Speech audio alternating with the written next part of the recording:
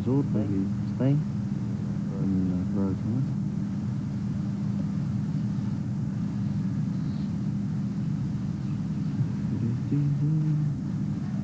The motorbikes that everyone comes around.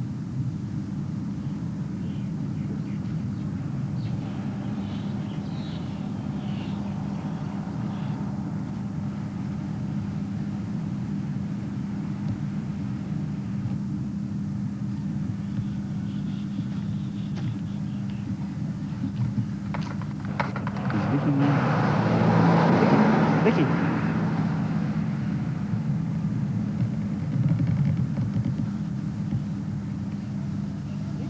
Vicky. In their fob dress. Waiting for our motorbike. Come, we're off to church.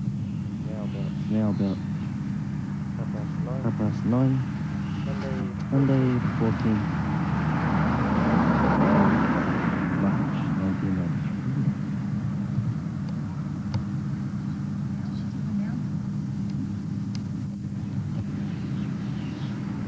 Mountain.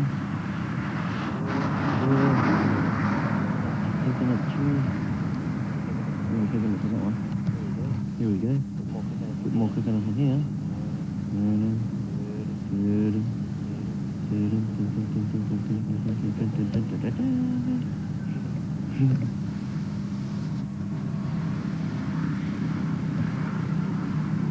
There's Vicky. Again. Put in next to the curtains that match your dress.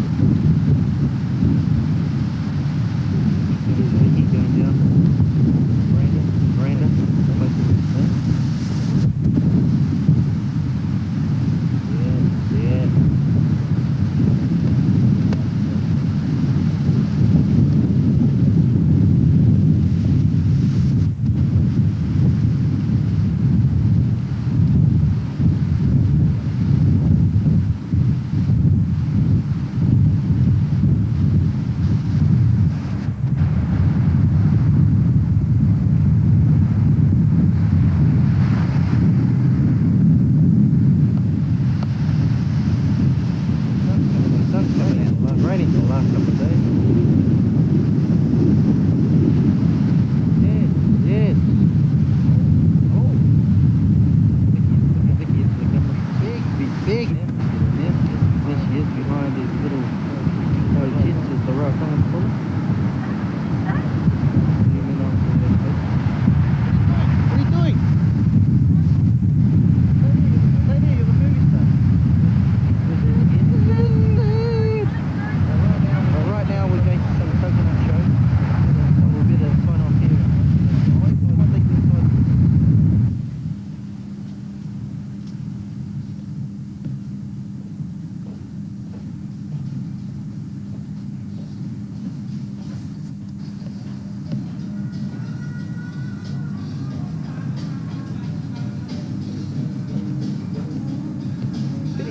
Biddy.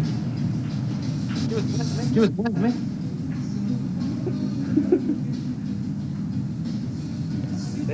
That's the star of the show right there.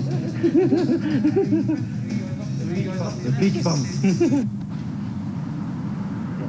our snazzy little bike. Cruising around on.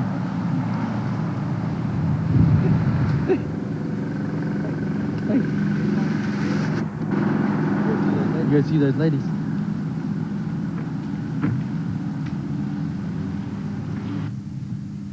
Where's those other ladies? I wanted to get them on the film.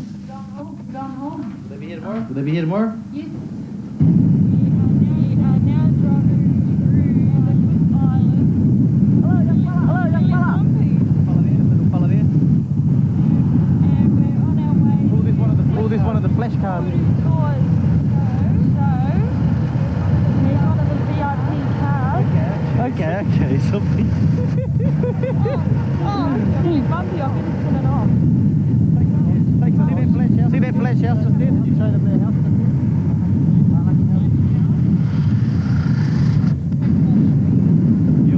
You must have finished working now.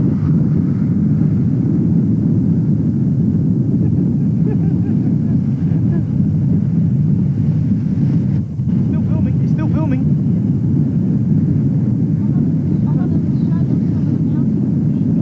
The mountains are on the right hand side. Well, it's been raining for the first 2 days, yeah, but we've been trying to get out as much as we can. And as you can see, everyone's taking us over on the corners. Road code here. I got my license on the Sunday. Went to the police station and just gave me a license over the counter, paid $10. Probably put it in my pocket.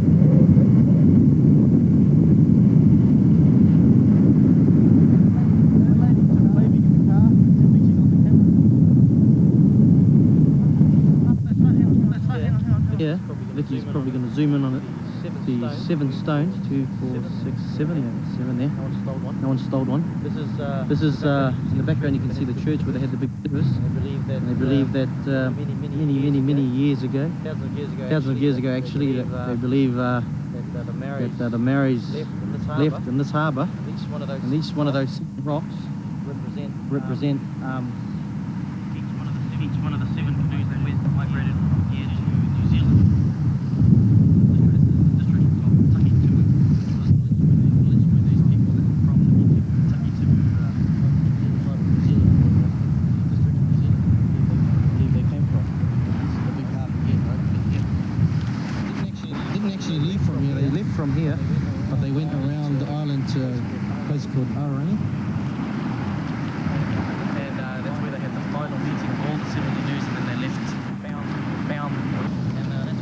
That's where the 7 canoes left from this harbour here, bound for New Zealand.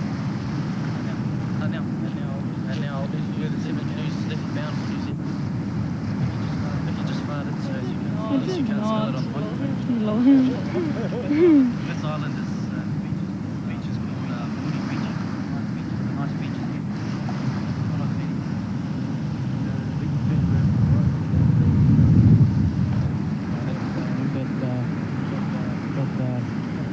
Catamaran you see in front of you is one with a glass bottom where you can see what the fish is bottom.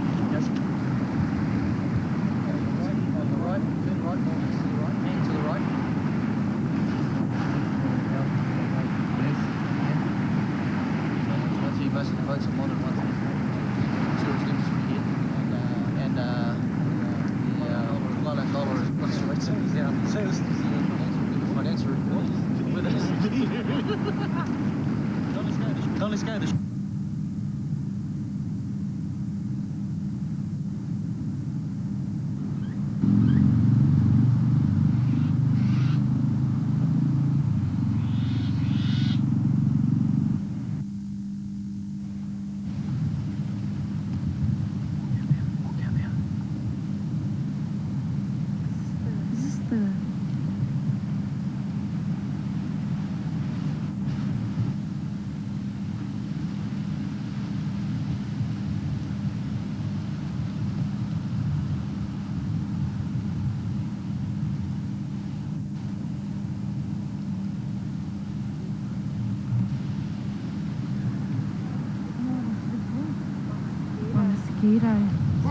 Huri e o pai no.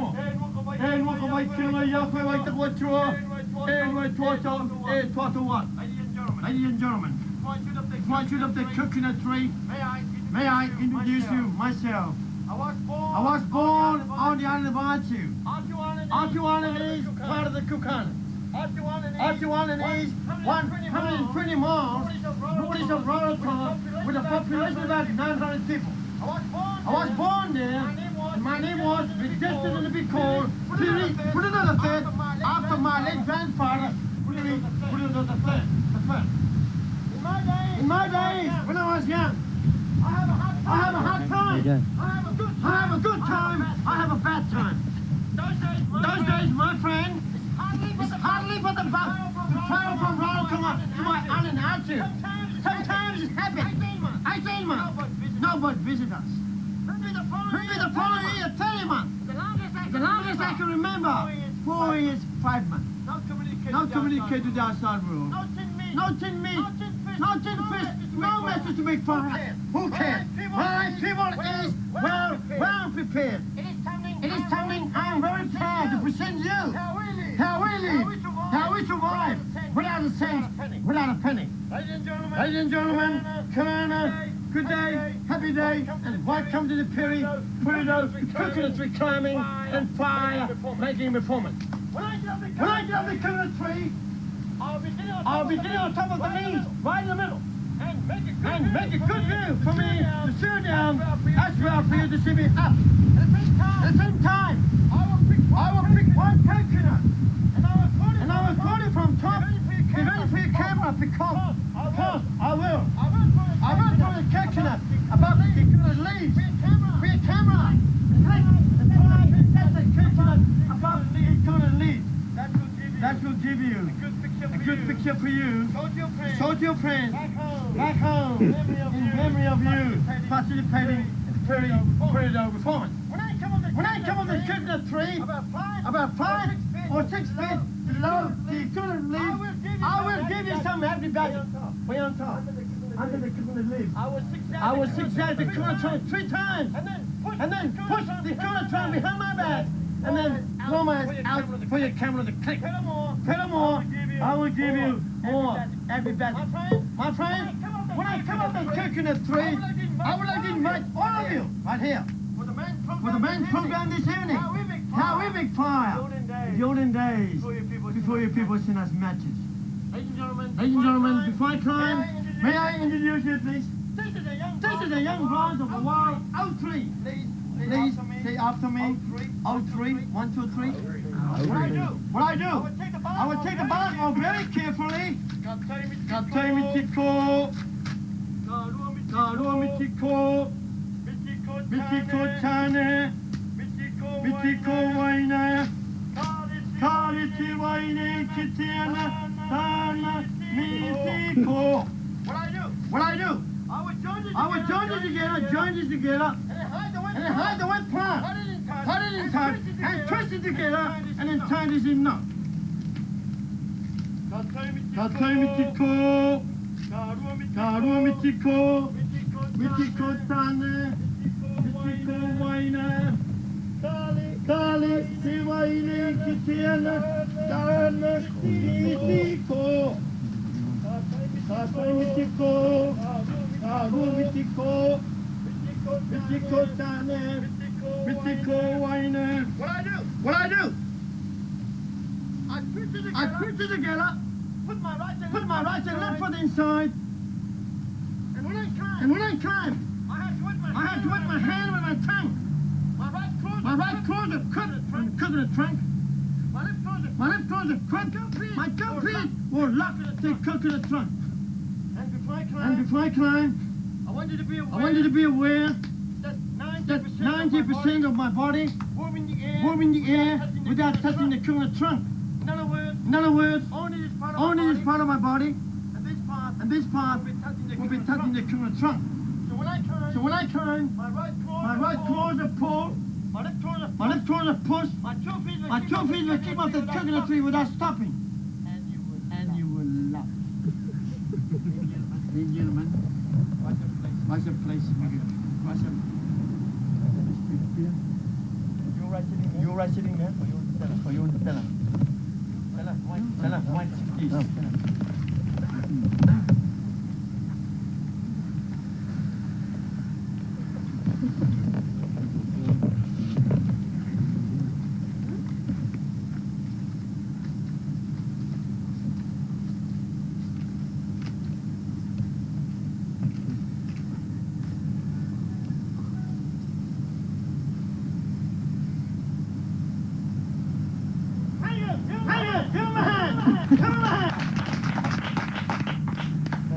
Can't hold in the camera.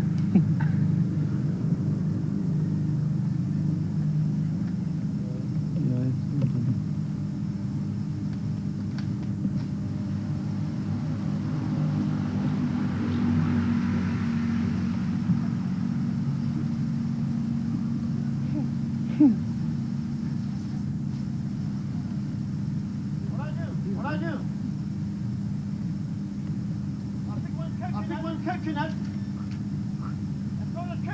coconuts. Above the coconut leaves. With camera. To click.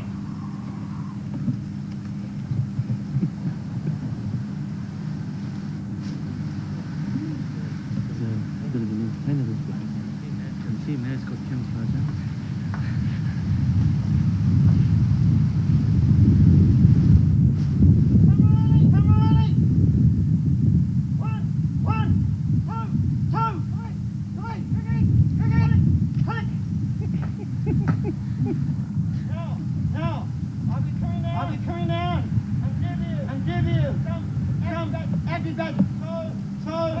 Make sure you got plenty of film in your camera.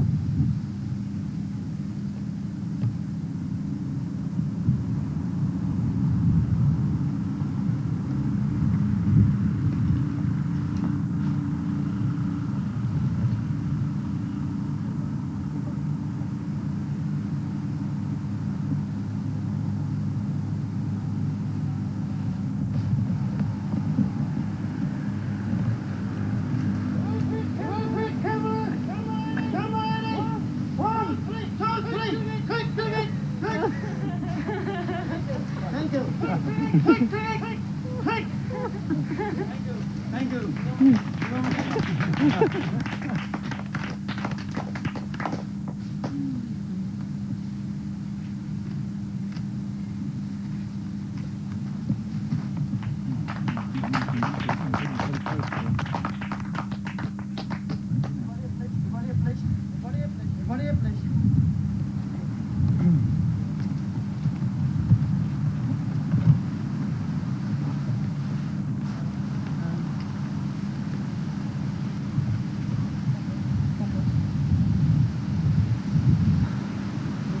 Since I was 4 years, time to cook the tree. Since I was 4 years, 5 years old.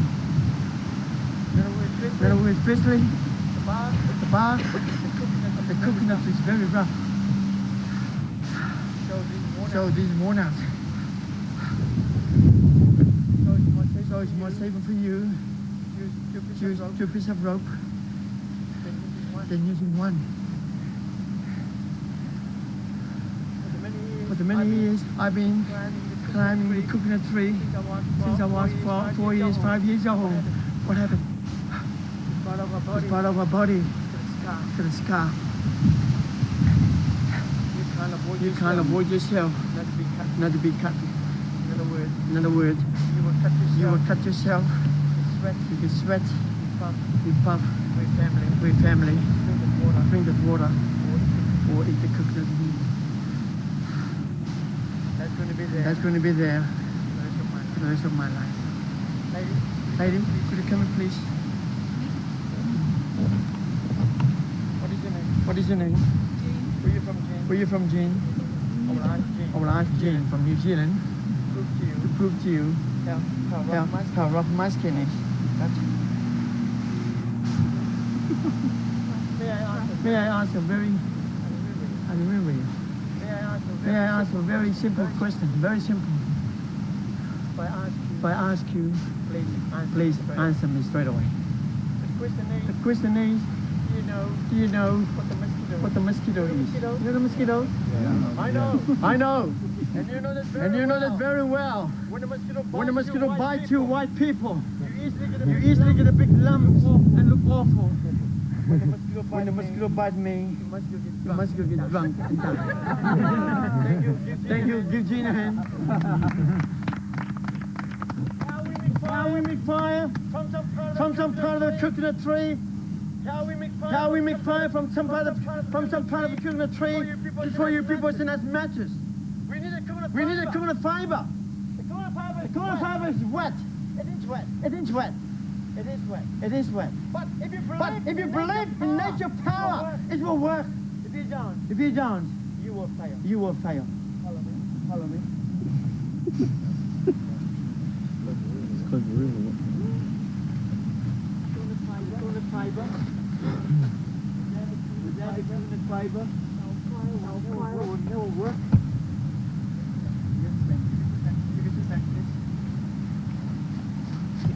We're going to make fire. Hello. Where about in again? Auckland, Wellington, Sydney. In this weather. Says especially relying on the cooler fiber, it is damp. Damp and wet. But if you believe in nature power, this will work. Coconut husk. Coconut husk. Now join with me to do the chant. It is our decision. Every time we make fire, we have to do our chant. Katai Mitiko. Everybody please. Katai Mitiko. Katai Mikito. Karua Mitiko. Karua Mitiko. Mitiko Tane. Mitiko Dane. Mitiko Waina. Kali. Kali. Tiwaine. Iwaine. Kitiana. Kitiana. Itana. Itana. Mitiko. Mitiko. If you'd like to know, Hello, hello. ask me when the fire works. Katai Mitiko. Karua Mitiko. Mitiko Chane. Mitiko Waina. Kali. Tewaine. Kitiana. Itana. Mitiko. Lady, please. Now we're going to create that fire. Put that with you. Bring that with you. The body in your hip. The body in your hip, please. Just come here. Just come here. Come close. You come beside me, dear. Lady here. Lady here. Come close. I need a windbreak. You come behind me. Come behind me. Come behind me. 1, 2. Come behind me. German, hold it for me. Can I have the coconut husk? Take your watch off. Take your watch off. Take your watch off. Take your watch off.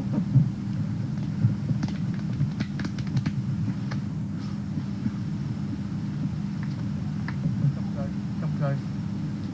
Put your knee beside like me. Right.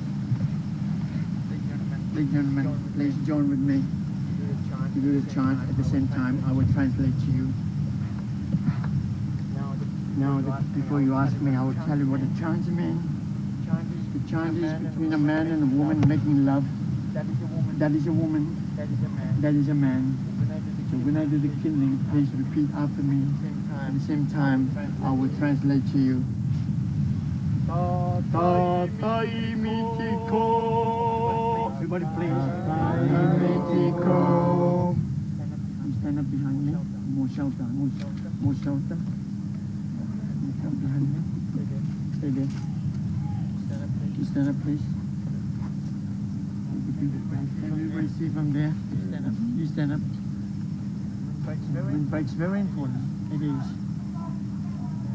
And shelter come first before you know, before you kindle the fire. Feel better now. Even older than that, visible is not easy. Katai Mitiko. Everybody please. One bang. I'm translating. Karua Mitiko. 2 bang. Katoru Mitiko. 3 bang.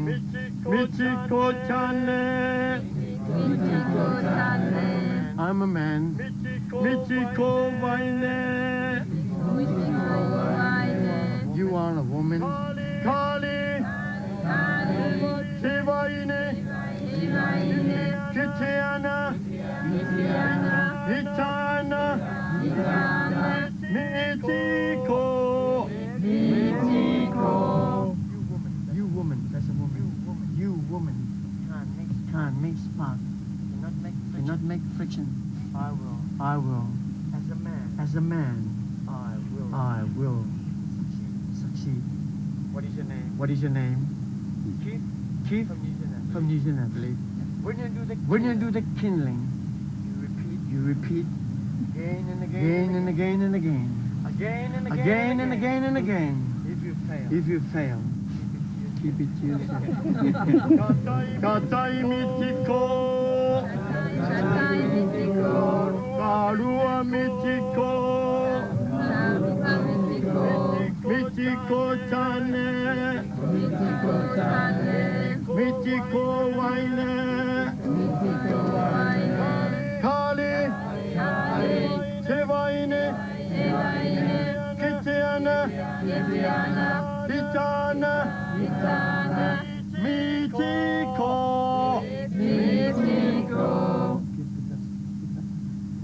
You go there.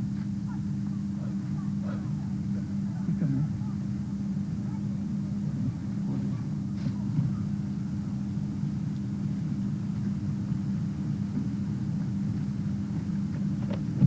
You need a flame.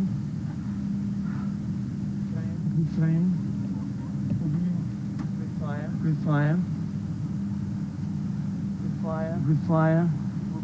Will be good meat to be cooked.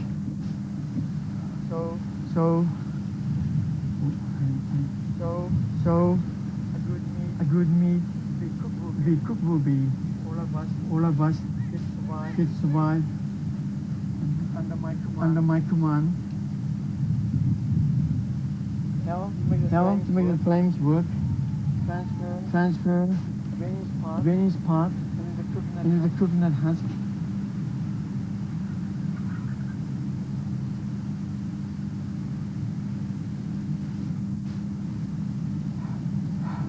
Now I will do this song by myself.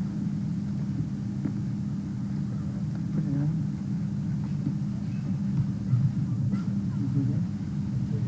in. Bring out the memory back. When I was with my grandfather, when it come to this state of the fire making, he always sing this special song. He love it very much, and I'm going to sing that for you.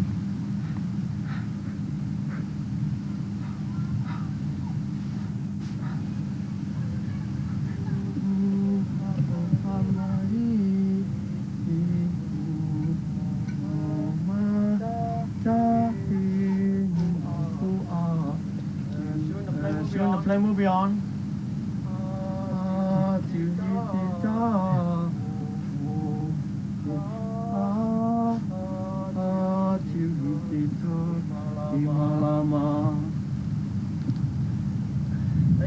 Ladies and gentlemen, please may I ask you to join with me and give one cheers for you and one for me to be loud and clear.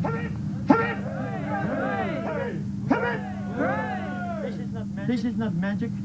This is not magic. I, Puri Purido, never believe magic as long as I live. I will pass it to my son and to their son and to their son and to their son after me. Thank you.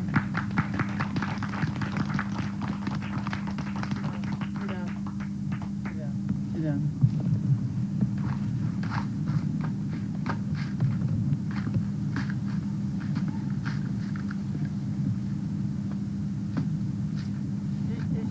Especially for the mother, with the newly born baby last night. And then the partner have to make the fire. Put the firewood on top. That will come as a barbecue. And barbecue the coconut for your wife with your new baby. You got a baby last night. And when that coconut has been on the fire for 30 minutes, take it out and open it up. When the coconut is cooked, the meat inside, the color turns to purple or light blue, and ready for the mother. With the newly born baby last night, drink and eat. And the mother have to drink the whole milk and eat the whole meat. 2 to 3 coconut a week for the mother to drink and eat. That will give the mother a good milk for the baby. And the baby survive. In good health. To prove it to you. I'm here today. Give me your hand.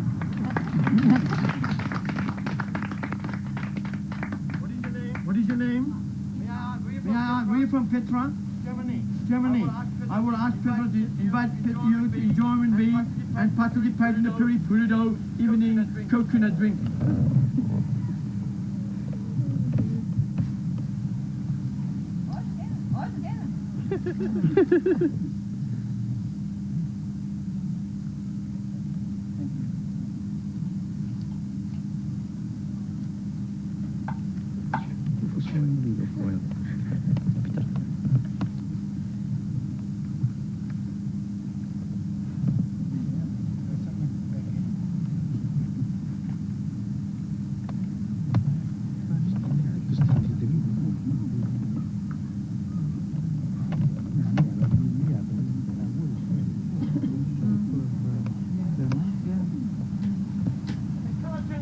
Turn the brown. And the meeting side's very hard. The water is inside quarter full or half full. So what I'm going to do? I break it in three halves. Cut it on meat. Cut you some meat. And invite you to join with me and participate in the Piri Purido evening coconut eating.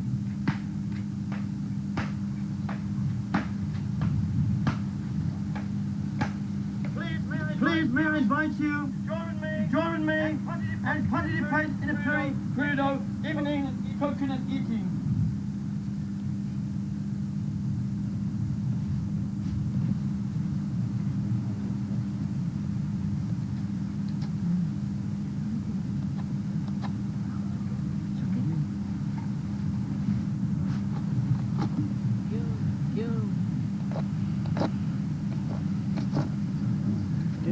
Dip.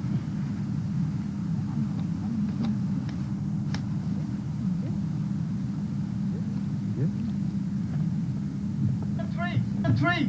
There's the water. There's the meat. There's the meat. There's a fire. Waiting for you to do some action for you to survive as well as your family. Now, coming to the next bit. In my young days, when you come years of 7 years, 8 years old, you don't rely to your parents to prepare lunch. No. You do this now. What the kids do? They look for coconut with a sprout. That's their special lunch. And then they touch the coconut sprout.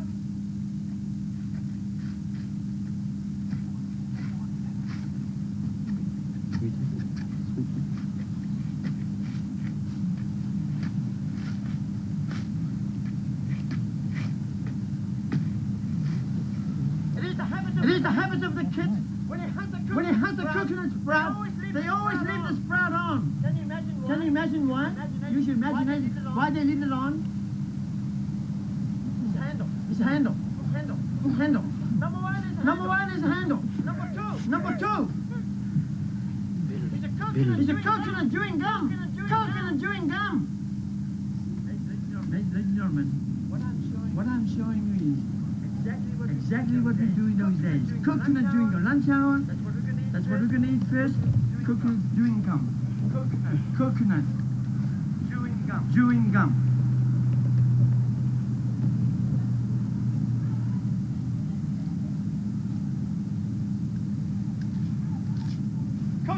Coconut chewing gum.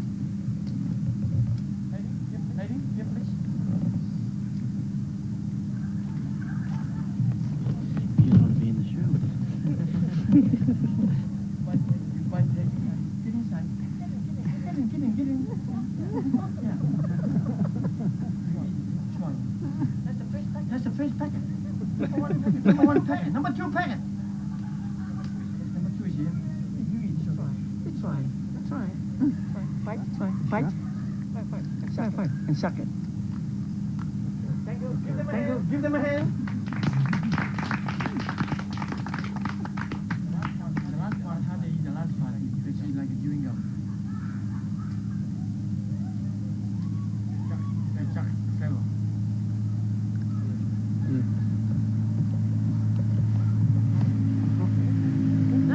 Now, tell me what the main lunch for the day. Break it in half.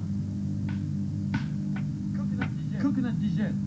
So please, may I invite you to join with me and participate in the very pretty evening coconut dessert eating. This is the root that's growing into it.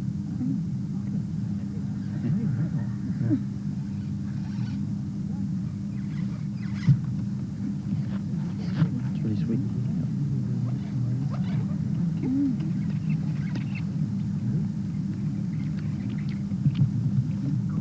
Coconut oil. They produce the coconut oil from here, from the white meat. They grate the coconut. 100 coconut will give you 3 gallons of oil. They grate 100 coconut in a big bowl. They put that big bowl in the sun for 10 days. And a powder float. And the oil is underneath. Then you clear the fat off. And get the gardenia flour. 10 pieces, the flour. Soak it in the oil.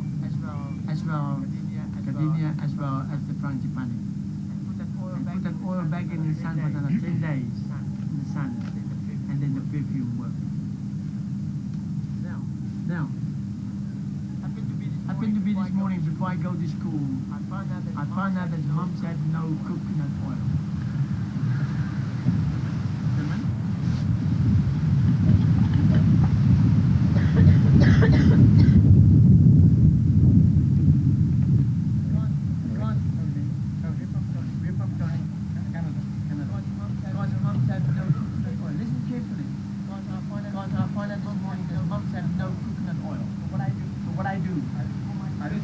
Coconut sprout. Mums have no coconut oil. I look for my spare coconut sprout. Eat the dessert inside for my breakfast. You only get this nature coconut oil from the coconut sprout, not from the coconut, always from the coconut sprout. Kneel down. Because mums have no coconut oil. Oil is there, ladies and gentlemen. That's what we do. Zoom in on his knees. Mums have no coconut oil. I will look for my spare coconut sprout. Eat the dessert inside. What I'm showing you exactly what we did those days. Coconut oil. Fire from the coconut tree. Natural oil from the coconut tree. The water from the coconut tree. Coconut dessert from the coconut tree. Everything is free. Free hairstyle. No, I remember when I was $10 hairstyle. I think you heard me say in my program when I start my statement. After 4 years, 5 months, no food supplies matches. Those days, it's hardly for the mother. I remember. It's hardly for mom to get a comb. You know your wisdom comb? There's no time for mom to give the comb. So what I do, what's your name again? Tony. We share with Tony. After the oil on his hair, do it this way. Exactly. Do it this way. And then we do it this way. Because there's no comb in those days, but we do it this way. You know, sometimes in a good Sunday, believe me, my friend, sometimes if the sun is good, very good, if the sun's coming about before 8 o'clock, very good Sunday, we push ourselves in the shade. And watch out, it's cold mirror. There's no mirror. How did you get in the mirror? On my island, aren't you? How did you get in the mirror? Ourselves on the shadow or on the coconut tree. You can see a shadow on the coconut tree. We comb mirror. See? He's a new. What's your name? Brett. Okay, give him a hand.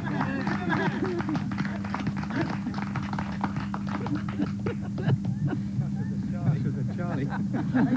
Ladies and gentlemen, I've been to New Zealand for 12 years. This is when the Cook Islands is still under the New Zealand colony. In my young days, I was in New Zealand. In my young days, I was interested in boxing. I was. In 1959, at the age of 18, I won the Auckland middleweight title. And represent Auckland to the New Zealand National Boxing Championship, which I've held in Timaru. And I comes as a 1959 runner-up to the New Zealand middleweight champion. 1960, I defend and kept my Auckland middleweight title. I represent Auckland for the second time to the New Zealand National Boxing Championship, which I've held with the YMCA in Auckland. 1961, I came back to Rarotonga, and I won the Cook Islands middleweight title. And defend and kept my title in 1962 as well in 1963. At the same year, 1963, I represent the Cook Islands to the first South Pacific Games, which was held in Fiji, and I won a silver medal. I lost my gold by default. Of course, I won my semi-final clearly by knocking out the Papua New Guinea middleweight, and I was looking for the final. But the sad news came by the next morning. Find out that I could broken thumb, so I couldn't find the final. So the Fijian won the gold by default, and he's a very lucky man. Back in Auckland, 1964, I represent Auckland for the third and the last time to the New Zealand National Boxing Championship, which was held in Wellington. 1965, I retired from boxing. 1968, I returned to Rarotonga. Today, I boxed at Coconut Ring. I always win. Thank you. Give it a hand.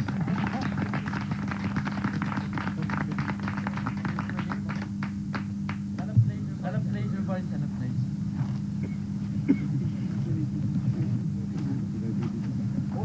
All hands together, please. May I ask all of you, please? Listen carefully. My name is Pity. In other days, a woman's name can be called Pity. In other words, you can call your son Pity, or you can call your daughter Pity. May I ask you, have you heard about Pity Tikanawa of New Zealand? She's a New Zealand Maori. We are Cook Island Maori. Our language would like to say, in other words I can understand some. Her name is Kitty. Her name is Kitty. Look at the kitty here. Woman as well as a man. And for sure enough, there's a Pity in New Zealand. There's a woman there in New Zealand. Her name is Pity. There's another Pity. There's a man in New Zealand. His name is Pity. Pity. Pity means tight. Pity means secure. Pity means union. Pity means close. Pity means togetherness. Closer. And please, be honest to me and faithful to me. I would do the same to you. When I speak, everybody have to repeat after me, please. Speak to be loud and clear. Now get ready. Why we hold hands together? Everybody, please. Why we hold hands together? Repeat again, please. Why we hold hands together? For love, peace, and harmony. For love, peace, and harmony. Secure. Union. Togetherness. We are Paris official fan club members. I've been performing the past 15 years, ladies and gentlemen. 15 years. I work hard. I really work hard. I stress. I dedicate myself to my show. Take a long time for my energy. Bring it together. In my time. I'm free. Appreciate it. Okay. Go. On behalf of the Kingdom, I wish all the best. And enjoy. I believe that without you, there is no Piri Kuru. Without Piri Kuru, there is no Piri. Listen, now and again, always on Piri Kuru is sorry.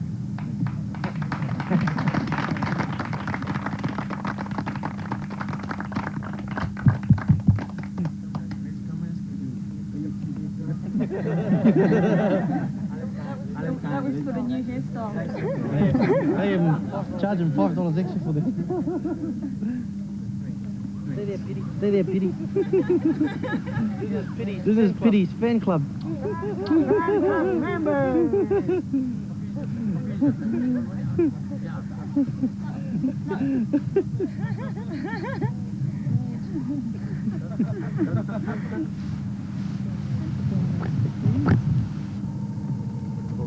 Called for the village.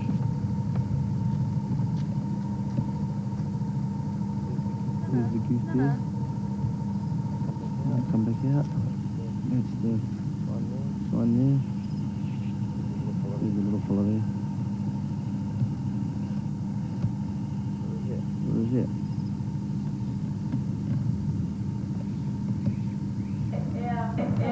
Koi. Let's all try that together. Koi. Does anyone happen to know what this word means? No? Right. Koi means how are you? Now, if someone asks you this, regardless of how you really may be feeling, you just reply back, May Taki. May Taki. Let's try that one more time. May Taki. Right, now strictly speaking, May Taki means good or fine, although nowadays you'll find it is also used to mean thank you. So if we were to put that all together, I start off by saying Kia ora, you then reply back Kia ora. I then ask you, He koi, you all reply back May Taki. Should we give it a go? Let's see how you do. Right, Kia ora.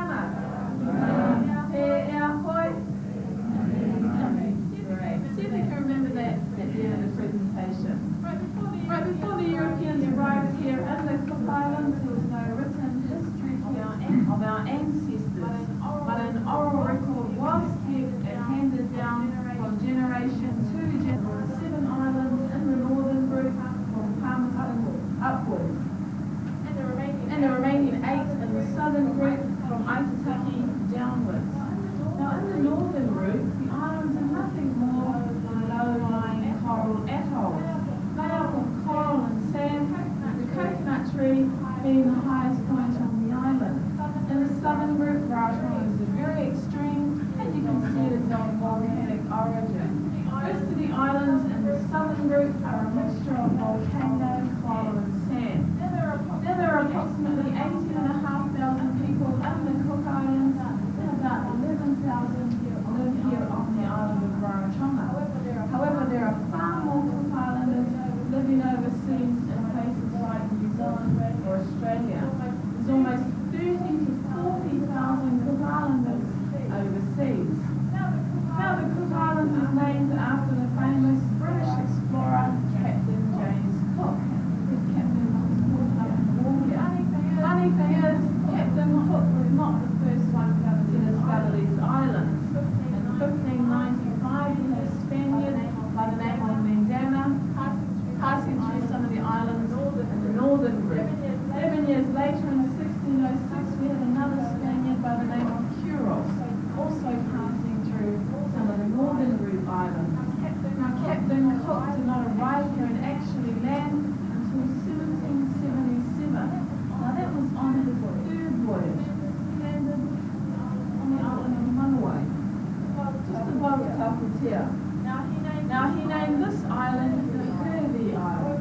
However, a few years later, that name was then changed to the Harvey Islands and was adopted for the 8 islands in the southern group. However, after Captain Cook's death in the Hawaiian Islands, we had a Russian cartographer who, in honour of Captain Cook, named the entire 15 islands the Cook Islands. Now, just a point of interest, the ship called the Bounty, under the mutineers, arrived in here in Rarotonga in 1789. Now, nobody disembarked from the Bounty, but several of the islanders went aboard, and it was there that they obtained our first oranges and pumpkins. So after Captain Cook, we had the traders, the whalers, and the missionaries. Now, the traders and the whalers, they came mainly from the United Kingdom and Europe. The missionaries came from one place. They came from London, and from an organisation called the London Missionary Society. Now, if you travel through the islands in the South Pacific, you will find the predominance of the London Missionary Society. Now, they established a church here in the Cook Islands called the London Missionary Society, or the LMS Church for short. However, some 12 years ago, that name was then changed to the Cook Islands Christian Church, the largest denomination here in the Cook Islands today.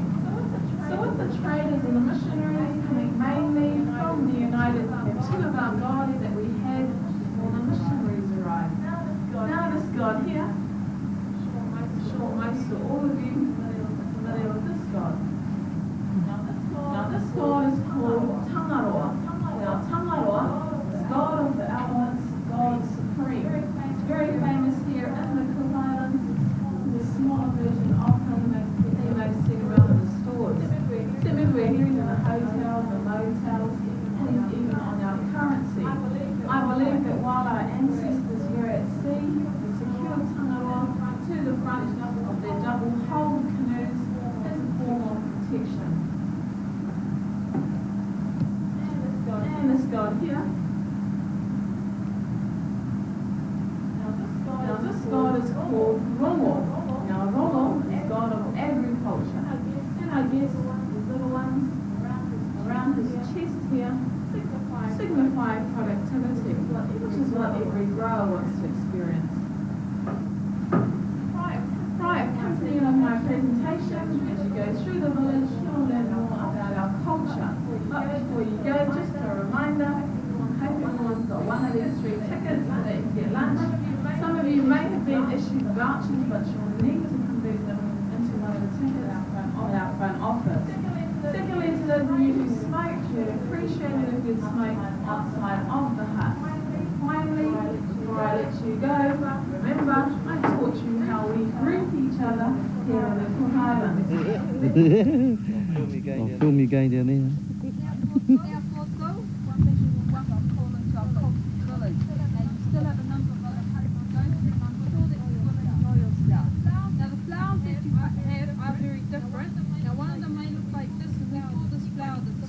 Some of you might notice the frangipani.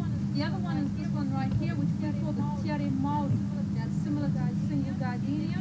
They're both used in a variety of things. First of all, they come off the plane. You notice the ladies at the airport with their neck A. Now they're known as ladies for what?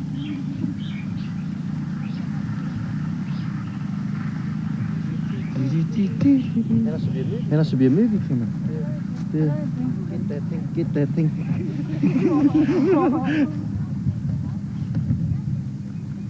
You look pretty. You look pretty. Don't have to look through. Don't have to look through the thing.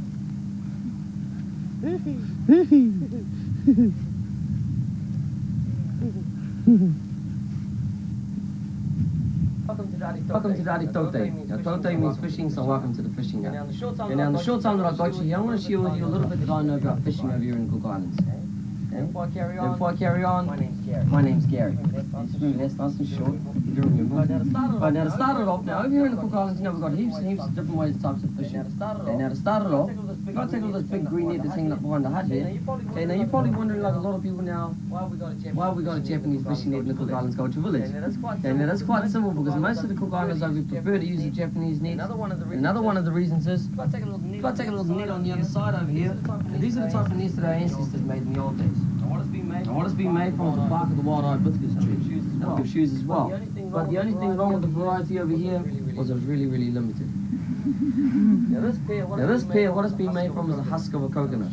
Now I've stripped out the fibres, plaited them into ropes as well, and then woven these ones into sandals too. Right? Now look, these ones are a little bit thinner, still a lot of protection. Now still very flexible, still easy to walk in. No. Now, do you see Cook Islanders walking around in shoes like this anymore? No, you don't. Well, what you see them walking around is in sand shoes, sneakers and so forth. Now, even if you look hard enough, you can see us running around in gumboots as well. Okay? Okay. Now, if you have been out onto the reef, if you go wandering down the beaches anyway, you might see people, say local people, walking around on the reef, sticks in their hands, poking into holes on the reef. Anybody got a clue what they might be doing? Octopusing, yeah. Now some of them have even got iron rods on them as well. So you got a stick about this long, pointed on one side, and you're going along the reef or in the lagoon, poking into holes looking for an octopus. The only way I can put it is, say if one of you are hiding, and I come looking for you and start poking you with a stick, you wouldn't really like it now, would you? Okay? The same thing with an octopus. Now when an octopus objects to it, that gives away its position. It either sprays out its ink or runs its tentacles up the side of the stick here. Now it's quite easy to get out of the hole. All you got to do is, you ready? Just run your hand down the tentacles, real fast. Put your hand in the hole and feel around for its head, even faster. As soon as you got it, you just grab it and you yank it out of the hole. Sound easy? I reckon this is. I've done it a few times. Okay, and who's got a weak stomach here? Now as I showed you, that's a standard size firewall. So if you see a standard size firewall somewhere, and you don't believe me, this takes that long to grow one, come back in about 4 or 5 years, see for yourself. Okay? Now, right at the front of me over here, what I've got is a canoe. Or a bucker. Okay, now the bucker itself, back in the old days, was a really, really prized possession. Now the reason for that was, what they had to do was cut the trees, shape the canoes, and then took a long process of chipping, burning, until the hole inside of the canoe was hollowed out. Now what they used to hollow out the canoes was an adze. Okay? It's just a rock, it's been sharpened, and they just dug all the inside out. And they extended the... My name is Foko, it's me again. And a person that prepares our local medicine is what we call a tohunga. Now in the past, tohunga was also referred to as a professional in a certain field. For instance, our professional fishermen were called fishing tohunga. Today though, they've only now brought down to only make up our local medicine. Now you will find that we do not sell our medicine and we only have a very few books about them. These books can only be found in our local library in town, and nobody's ever experimented on why certain things work, only because it is very sacred to the local people. Folks, I'm going to start off with something that you probably will all recognize.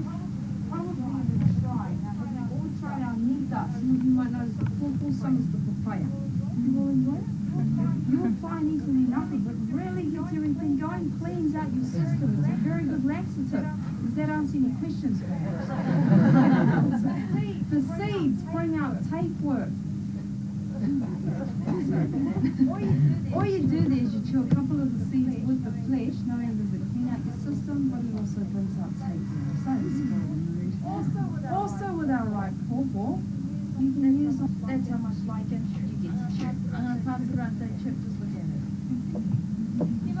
You like to just take a look at these branches that I have hanging over here. Now these branches come from the tree which we call the puka. These trees can be found down our beachside, very big trees. Now it is the leaves of the puka that we use on boils. Now first of all, the boil is open. Coconut oil is then applied onto that open boil.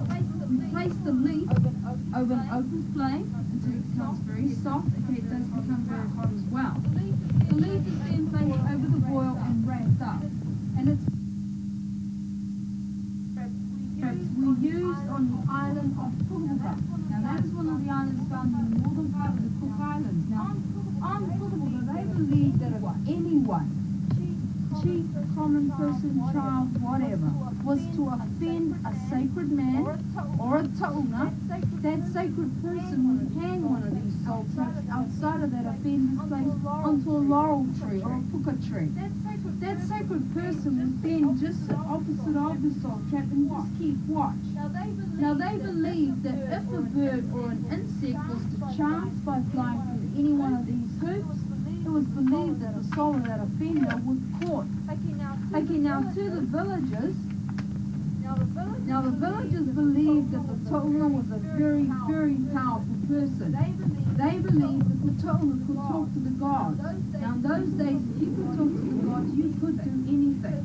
So to have one of these outside of your home, okay, your life was already over. What it was is that they feared the tohunga. They were very afraid of the tohunga, whatever the tohunga did. So with that fear, they brought on the sickness. And it was that sickness that took their lives away. They gave up hope. Now families make up a tribe. Within each tribe there is a tohunga. Now in the past, each family was authorized to do something within that tribe, making one family responsible for the preparation of our local resources. Now you will find that today we still do have tohunga on our island. Maybe not as much as before, but we do still have a few. Some more recognized than others. That is kept within our families. It can be either male, just our older generation that still takes a fall back onto our local resources. Now there are three main reasons for that. Now one reason is because they haven't had full transport to go and see a doctor. Another good reason would probably be because they can't afford our doctor's fee.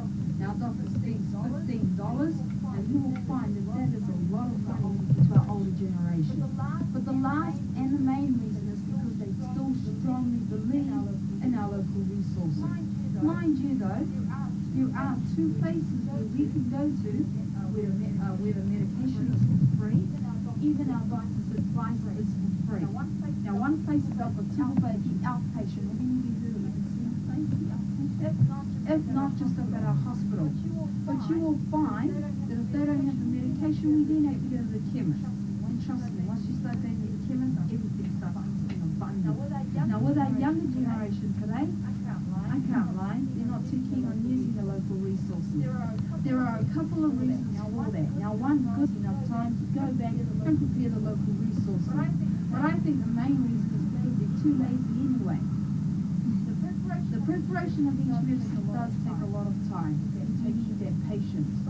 Most importantly though, that the tu'unga will know whether that person is worthy or not to have that particular medicine. Now on our island, there are a lot of plants, and I assure you that a lot of them are medicinally used. It depends though on which family you go to. Now the plant will be very different. The method of preparing that plant will also be very different, but you might find it's for the same reason. For instance, the puka leaves are not the only leaves that we use on boils. We also use chili. It's very hot, but it does the job.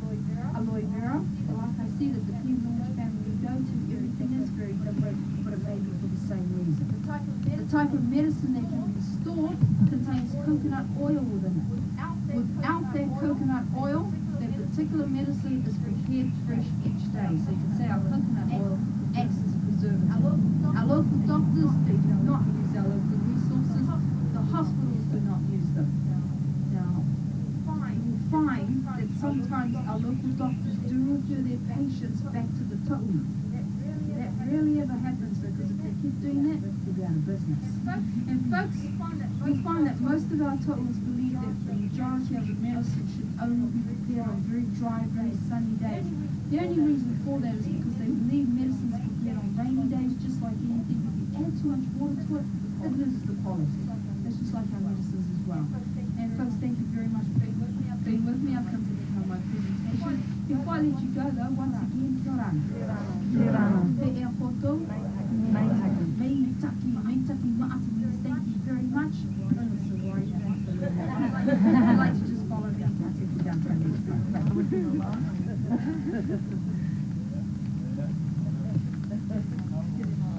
Stay there, man. Wave.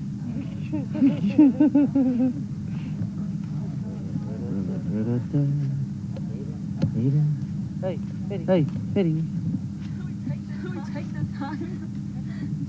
Stand by the banana. Stand by the banana. Take it for your mum and dad.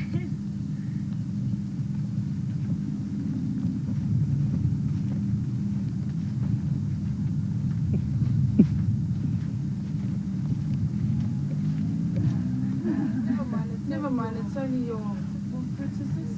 We still got a few more slides. Welcome to the Are Rangaranga. Rangaranga means weaving, so this is the weaving.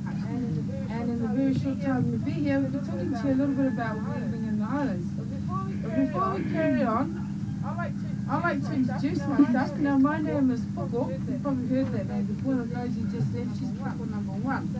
So with the confusion, I'm Poko number 2. Next guy. My name is Trina. And my name's Elma. Now what we're going to do in here is we're going to talk about the two main leaves that were used back in the olden days by ANC. Once then rolled up and tied up just like yarn hanging up. Now the hats and fans I have up here is made from rito, which is the very young leaf of the coconut tree. Now for those of you who do not know what rito looks like, this is it right here. It's a lighter colour. Now it's right in the centre of the coconut tree. The baskets and purses I have here is made from pandanus leaf. As you can see, most of the baskets and purses have colours and patterns in them. Now you're probably wondering how we got our colours back then. Well, I won't tell you that right now. I'll leave it to our guide in our second to last hut. But what I will tell you is what we use nowadays. We use raffia and dye. Now for those of you who do not know what raffia is, the pink hats I have here is made from that material. Now this was imported from overseas and introduced to the islands. Now sleeping mats I have up top is made from pandanus leaf. Every night it was brought down, rolled out for everybody to sleep on. And back then it was also used for blankets. If you have a look around the hut, you can see there's a lot of wall mats. These here. Now the Walnuts usually start off with something looking like half a coconut. Then it is woven. Now from this branch, I have taken two pieces. I cut two pieces. Now one with 6 leaves and the other one with 5 leaves. Now what I'm going to do right now is I'm going to show you how we make our disposal plates, which is known as the roro. Before I do that, what we're going to do later on is we're going to make something for all of us to keep, like whatever you like to do with it. Now in this hut, it's just like going to school. You go to school, you learn, you set a test. If you don't pass that test, then you don't move on to the next class. Well, over here, you're going to set another test. Now, if you don't pass that test, I'm sorry to say you won't be moving on to your next hut. Everybody will have to try hard, eh? I'm just going to pass the leaf out. You will just like to take one and pass the rest on. Put it in between. Now you keep on doing that until you're finished. You should end up with something looking. How does that look? Now that's our disposal plate. This is the bottom of your coconut leaf. We're not going to be needing it, so you all just tear it off.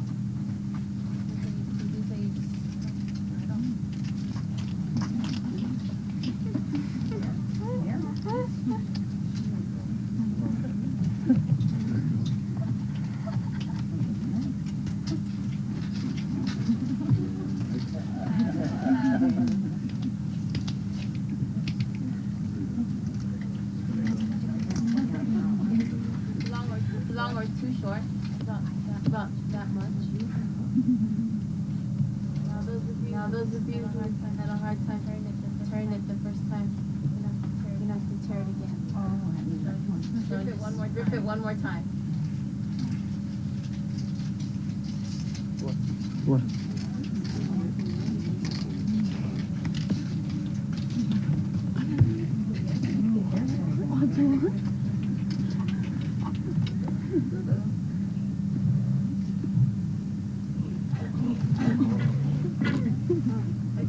Like the short piece, you just ripped off, place it in back of the long, so you have your cross.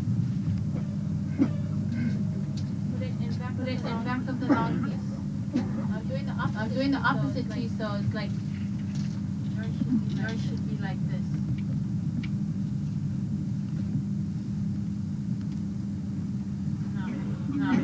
Left over, right over, left. Doing Whichever one you prefer. Each side in. Like this, so you no longer have yourself a cross. Fold each side.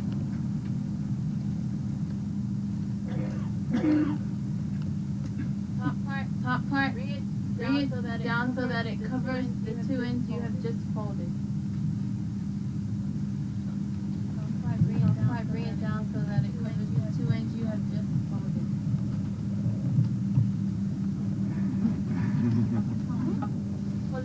Pull it so that it tightens at the end.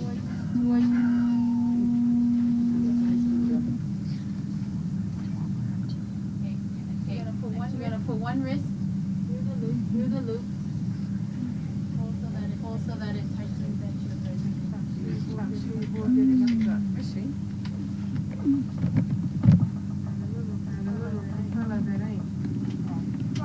Follow me. I'll take you. Follow me, I'll take you to your next hut.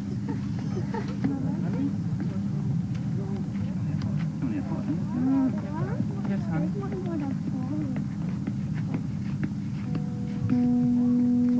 It's on there. It's in there. Quarter past 11. Following the tree. Bananas? He's taking it.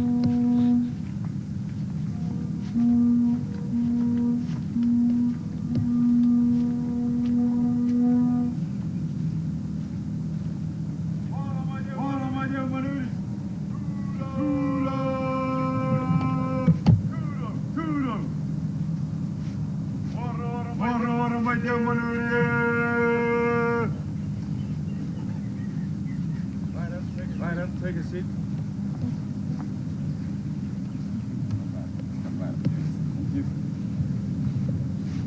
Jarana. Jarana. Garana. Wakoto. Meita.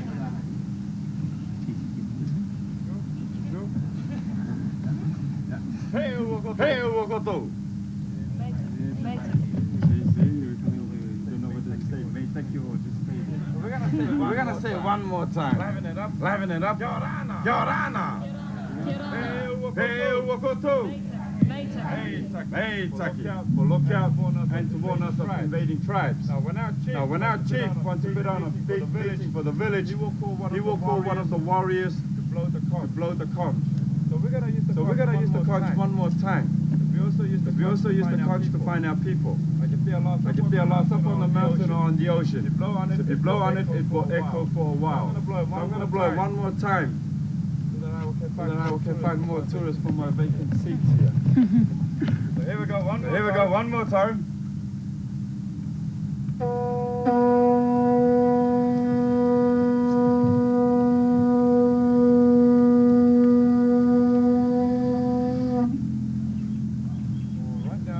I'm going to ask the volunteers from the men. Any volunteers? We'll have 3 men to come up. It's like blowing a trumpet. Close those lips together. Take a deep breath. Yes.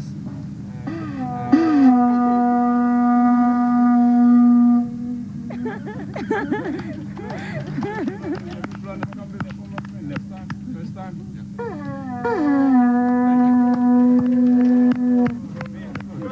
Good. One more man on this side.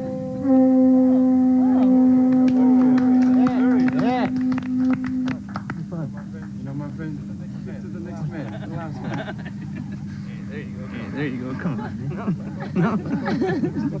What's the matter? Today he'll do it.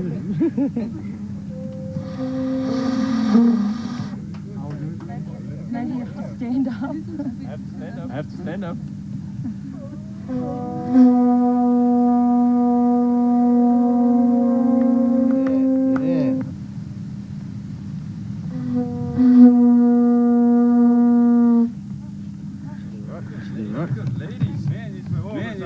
So here we go, one more time with both of the conches.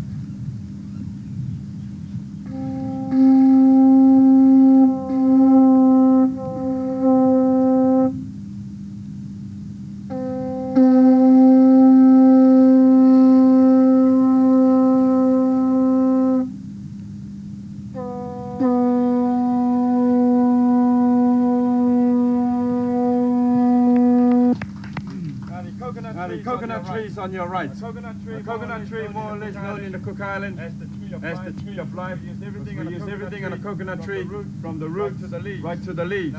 Now the roots, we use it to make our inaki, or known as the ear trap.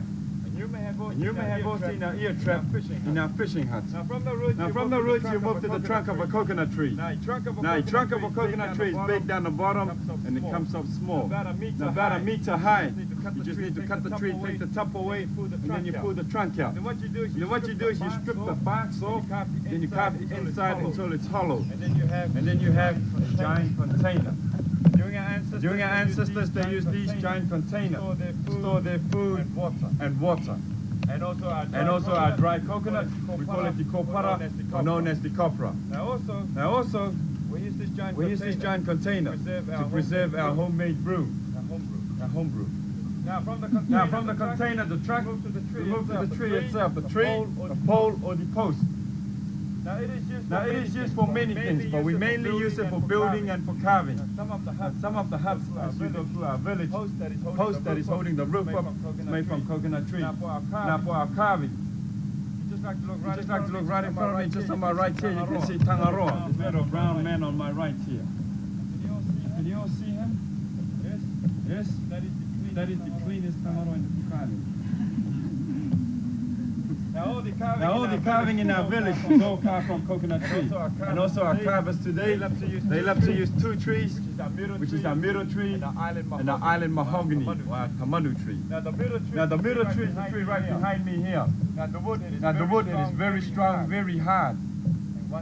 Once when you carve it, it will give you a fine finishing touch. With these two trees, the middle and the mahogany, we carved them or we made a drum instrument, a pate. I'm pretty sure that all of us have seen our drum instrument. Yes? You haven't seen it, you'll be seeing it in an entertainment hut later onwards. Now from we go back to the coconut trees. We move to the coconut leaves. Coconut leaves, the very important part of the coconut trees. It is used for many things, but the best use is for our roof. Thatch roof houses. Now when you cut the green coconut leaves, like for example with this one here, you have to cut it when they're green. And then you strip it in half and you have to plat it. Now before you tie it on your hut, you have to let it dry in the sun. Then you tie it on your hut. And then it sure lasts from 2 to 5 years. Now if you just get an ordinary green leaves and cut it, and strip it in half, and without plaiting it, it won't last for that very long time. It will just last from 2 to 3 months. On the rainy season, it won't last. Now we also use the green coconut leaves by fishing nets used in our lagoon. Now we also use the brown coconut leaves. We use the brown coconut leaves on our taro plantation. Taro is our root crop. And you put the brown coconut leaves on top of our patch. And if you ever see our taro plantation or the taro patch, you'll see these brown coconut leaves on the top. Now that's just to keep our soil moist and also for nutrition and for stopping the grass growing very fast. That's also another good use of the brown coconut leaves. Do we have anyone here who's seen our taro plantation? No one yet? If you see my friend at the back there, you may have seen our black polythene plastic as well. Yes, that's the same job. Now from these coconut leaves, we move to the kaka. Now the kaka, you mainly see them a lot on our very young coconut trees. For example, like this young coconut tree behind you there. With this kaka, its purpose is to hold the leaves or to support the leaves on the coconut tree. Now on the tall young coconut trees on your right, you cannot see the kaka. They are mainly right in the center on these coconut trees on the right. Mainly right in the center. So when we always tell our young ones, when they climb a coconut tree, they must always hold the third or the fourth leaves with the fresh kaka. As you can see, there's no support on these leaves on our right here. So if you hold the bottom leaf, it will snap off very easily. Now also with this kaka, we use it for our costumes. Many of our costume is made from kaka. And one of them is mine. My lovely skirts. It looks nice? Yes? Thank you. In one of our shows for you, our first show is a legend. And most of the costume that we are wearing, it's all made from kaka. Now, also with the kaka, I'm going to show you how to separate the cream from the coconut. And I will show you that later. Now from the kaka we move to the stages of these coconuts. The first stage is the flowering stage. Now the first stage, you see them right on this green coconut and yellow coconut and also this green coconut here. Now the first stage, the flowering stage, they are right in the center. On the orange and yellow coconut, you see orange and yellow flowers with the little coconuts on. Now they are right in the center. Now with this coconut tree right in the middle here, with the green coconut, they will have the yellow flowers. That is the first stage of the coconut. As you would also notice that we have varieties of coconut in the Cook Island. Now the next stage, we move to this coconut. We call this the very young coconut, or the koa. Very young. Or the baby coconut. I'm pretty sure that you have seen tin band wrapped around our coconut tree. That tin band is just to stop the rats from getting up the tree. Once when the rats is up the top, this is the first coconut they come to. The husk is very soft and also the shell. So once when the rats drink the juice, coconut falls off, it's no use to us anymore. Now with this coconut here, we only use it just to make our traditional medicine. And also this coconut is not very nice to drink. The juice, it is not very sweet. And also the meat, coconut meat, there is no coconut meat inside of the young coconut. Koa. Now the next stage, we call this coconut the nu. Now this is the drinking coconut of the Cook Island. It is drank by the young right to the old. Now when our chief put on a big feast for his guests or his visitors, this is the drinking coconut on the table. Now the juice is very sweet, it's very nice, and also the meat is very soft. And for the ladies here, this is a very good drink for you, especially for those ladies that have a newborn infant baby. Because after you drink the juice, you can also give the juice for the baby.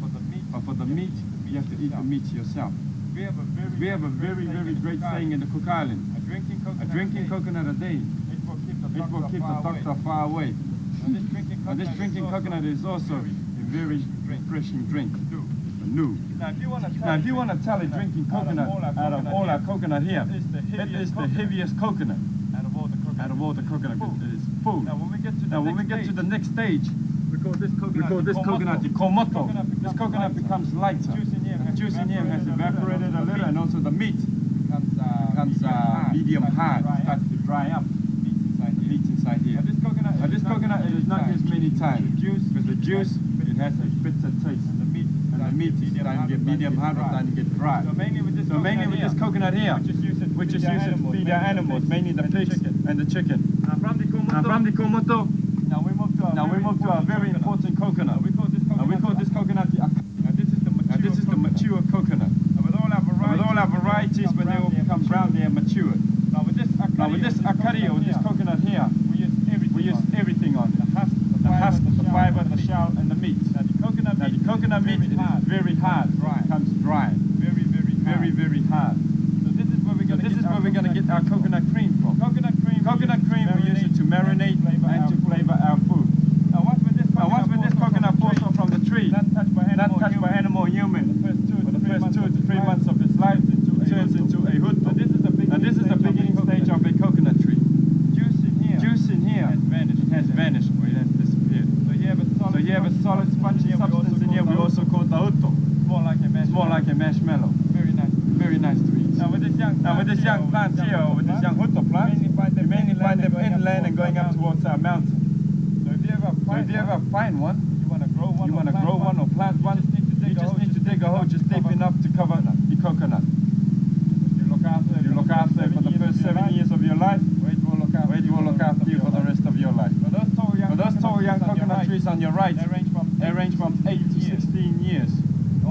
All the tall coconut trees that you'll see as you go through our village and going up towards the mountain, they range from 60 to 80 years or more. Now these young coconut trees on your right, they have a lot of coconut and leaves on the top. Underneath the 60 to 80 years old coconut tree, they have the same amount as the young coconut tree. And that's why more or less the coconut tree is the tree of life in the Cook Islands and also the South Pacific. Now we go back to the mature coconut. This is just a few tips for the men here. If you'd like to take a photo of your lovely wife underneath a coconut tree, please look on the top.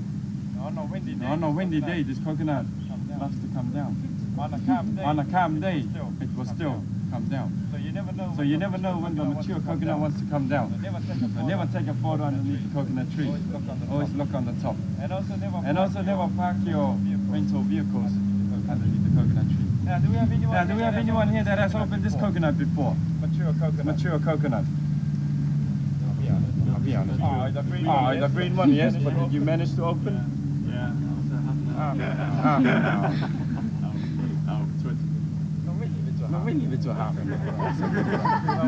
Don't worry, my friend, you haven't broken the record. Anybody? I think my friend over there. Yes. What did you use? Did you manage to open it? And rocks. How long did that take you? Minutes or half an hour? Minutes.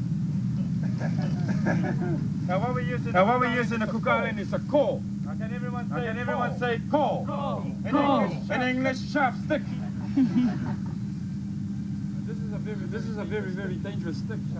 Sharp stick. Husking a coconut can be a lot of fun and also very dangerous. Now I've already prepared one here. Because I've seen a lot of people when they husk their coconut, they use their body weight. If you use your body weight, what happens? This is what happens. Hit miss. Keep going down. Especially, you also have longer sharp sticks in the Cook Island. So when you husk your coconut, just use your hand. So if you use your hand, you hit miss, it just stays down there. Remember, just use your hand power. Now we have competition husking the coconut. Warriors against warriors. Village against village.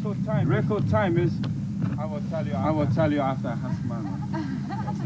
since we got lovely cameras here, I do a slow motion so all of you see me husking the coconut. Ain't slow motion. Here we go. Here we go.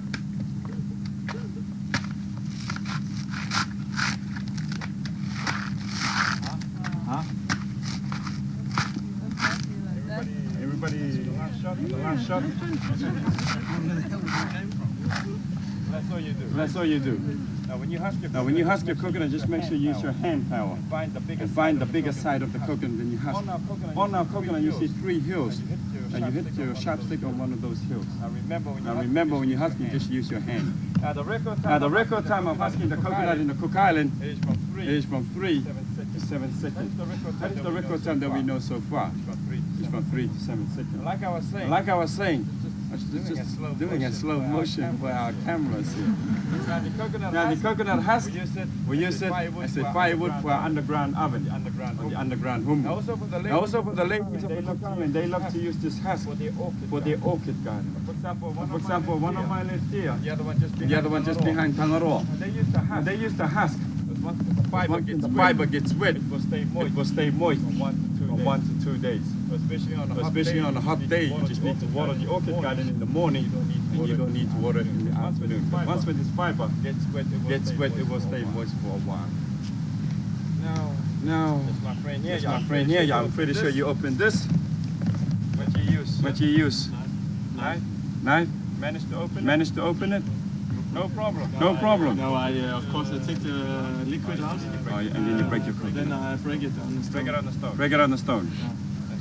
That's good. And then my friend here, screwdriver or the hammer? Either one.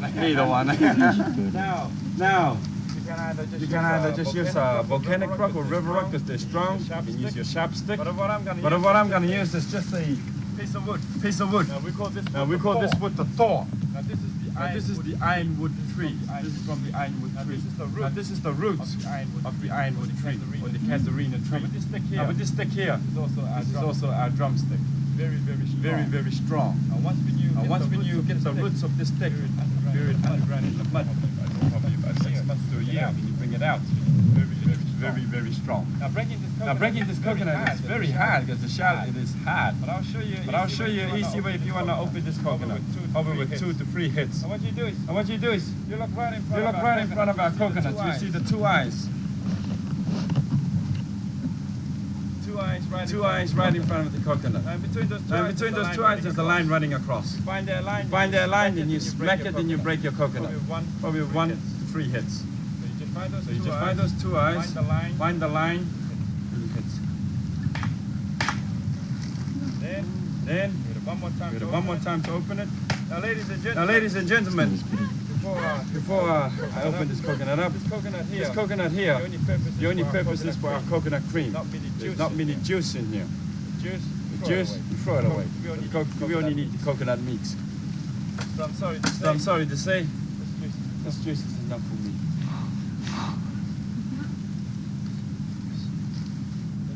That's my friend. That's around.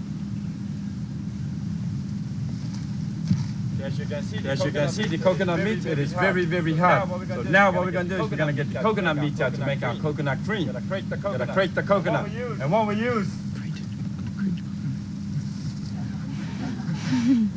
A large screwdriver. Now we call this the kana. In our ancestors, what they use is a pearl shell for this part here. With the pearl shell here. The problem with the pearl shell, as you can see, the shell is very hard. The pearl shell, they break a lot. That's why today, young men of the Cook Island are very wise. They went to the hardware store and bought a steel one. Lasts forever.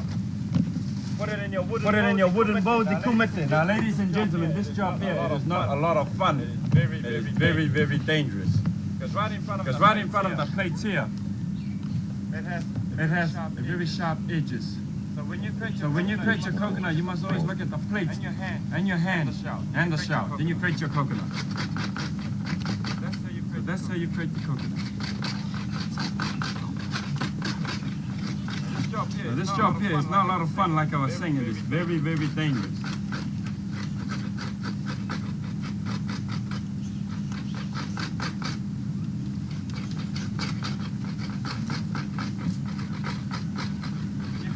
you crunch your coconut and you're doing what I'm doing, and if you go so fast, the shell slips, you keep going. So that is very, very dangerous. So what you do when you crunch your coconut, always make sure that you look at it. Because I'm pretty sure the hotel you're from, activity officer might come and get you and crate the coconut. And if you're doing what I'm doing, I'm pretty sure you're going to cut your hand. So right now, here's a little snack before your main course. Good, fresh coconut meat. Flying meats.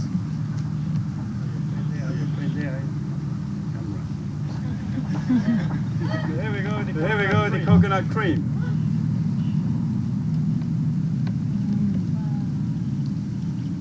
Now that's just from a half of a coconut shell, so it's not many. This is how we get our coconut cream.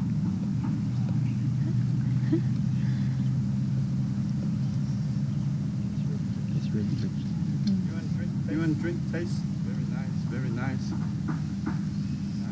Nice. You like the pie, thank you very much. Now ladies, the coconut cream is very good for use for a suntan lotion. Very good. How about you have to wait for a lovely sun to come out. Then you put it on yourself and lie down on a lovely white sand. Once when you lie down, then you wait for our little ants to come and play with you.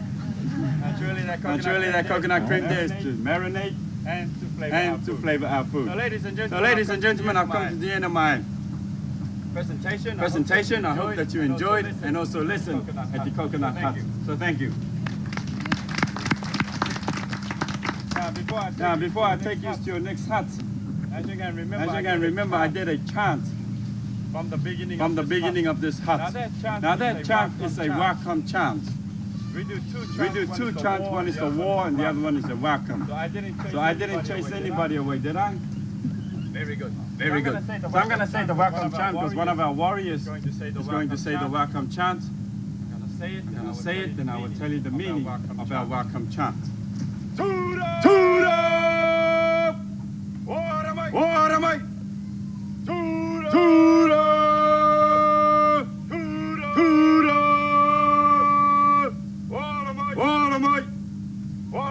Ora te manuria.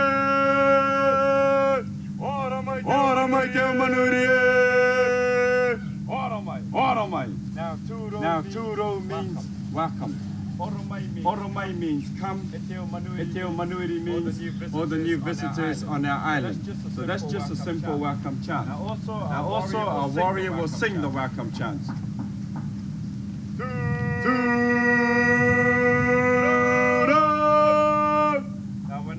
When our warrior sings the welcome chant, he likes a reply from the audience. So this is a very good time to have a practice, yes? Yes. So I'm gonna sing it. You can sing it after me.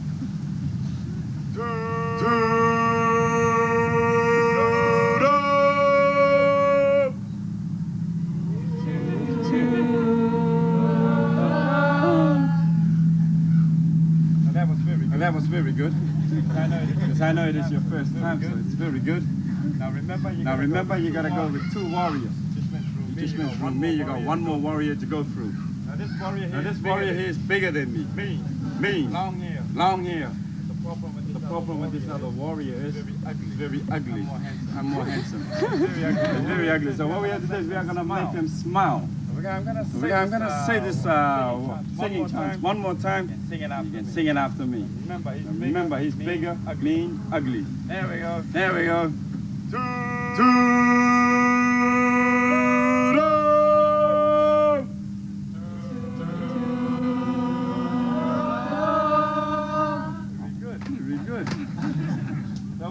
So once again, kia orana. He wakoto. Meitakimata. Meitakimata means thank you very much. Would you like to follow me? I'll take you to your next hut.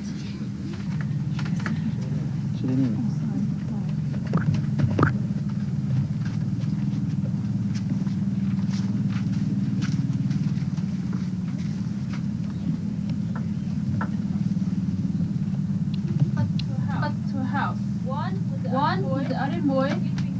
sleeping hut. The other was the Are Umu, the cooking hut. Kirana, welcome to the Are Umu. My name is Haley. Good afternoon. I'll just explain to you the methods of how we use plants and vegetable eaters.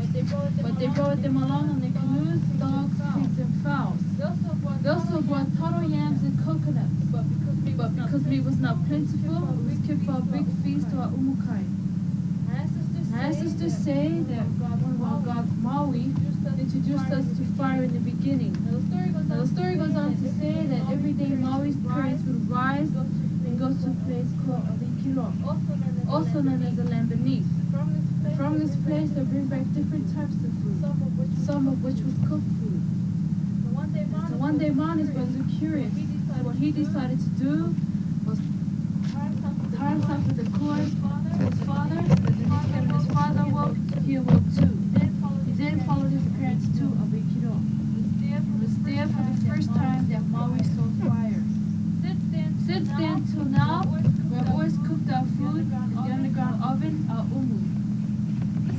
This is the family size umu you see here. Umus do vary in size. They can be either half the size of this hut or the same size as this hut, depending on the occasion, such as birthdays, weddings, death in the family, etc. Now, open up the rocks. Now we're very careful of the rocks we use. I have 3 different types here. This is a river rock. Once this is heated, splits, so it's no good. This type of rock, once this is heated, explodes, so it's very dangerous. It's the volcanic rock that we use. It's very strong and it holds heat well.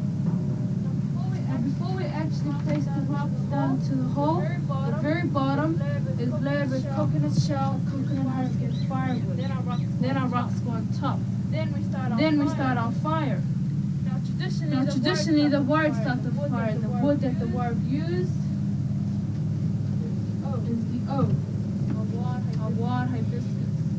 Now what he would do is, using a smaller piece of the same kind, rubbing the two together, ashes would form and smoke would start to rise. Now where is not here right now. After the fire is done, we then leave the rocks to heat for an hour and a half. For a bigger umu, it takes about 2.5 hours just to heat the rock. Then we go out and strip banana chunks like so, and the spine of the coconut leaves like so. Then we just lay them down on top of the rocks. Now the reason why I'm doing this is just to keep the food from burning. Now the types of food that goes down into our umu, our pork goes on first, followed by our chicken and our vegetable. The last thing that will go on top is our seafood, only because it cooks faster. When you have chicken and fish that need wrapping, what we use is our raw makeup, a banana leaf.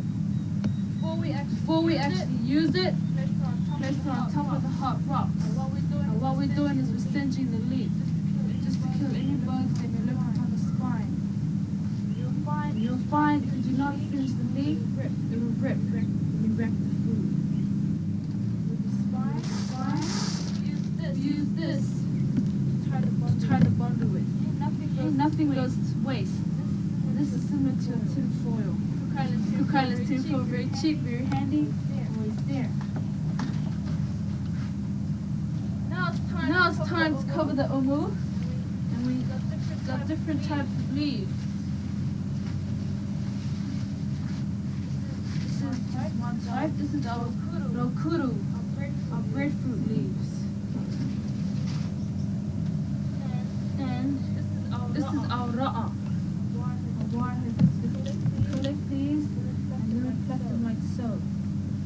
Let's make a placement of the one I have here. Again, banana leaves. We must make sure that the umu is covered well with these leaves, because the last thing that will go on top is sand or soil. And you'll find today that a lot of local people prefer to use steps. And before I carry on, fire is here. He'll show us how to do the fire. We need the fire to cook this food, right?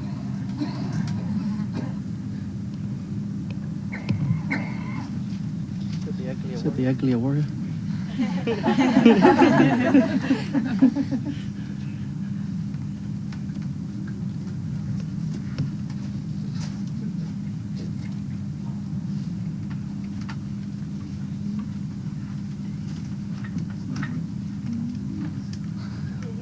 Now, before he actually starts the fire, he's going to say a chant to our god Maui, asking and thanking him for bringing fire to the cookout. Oh yeah! Oh yeah! Maui! Oh yeah! Maui! Maui de puate! Akkarama mai tau turumai! Maui!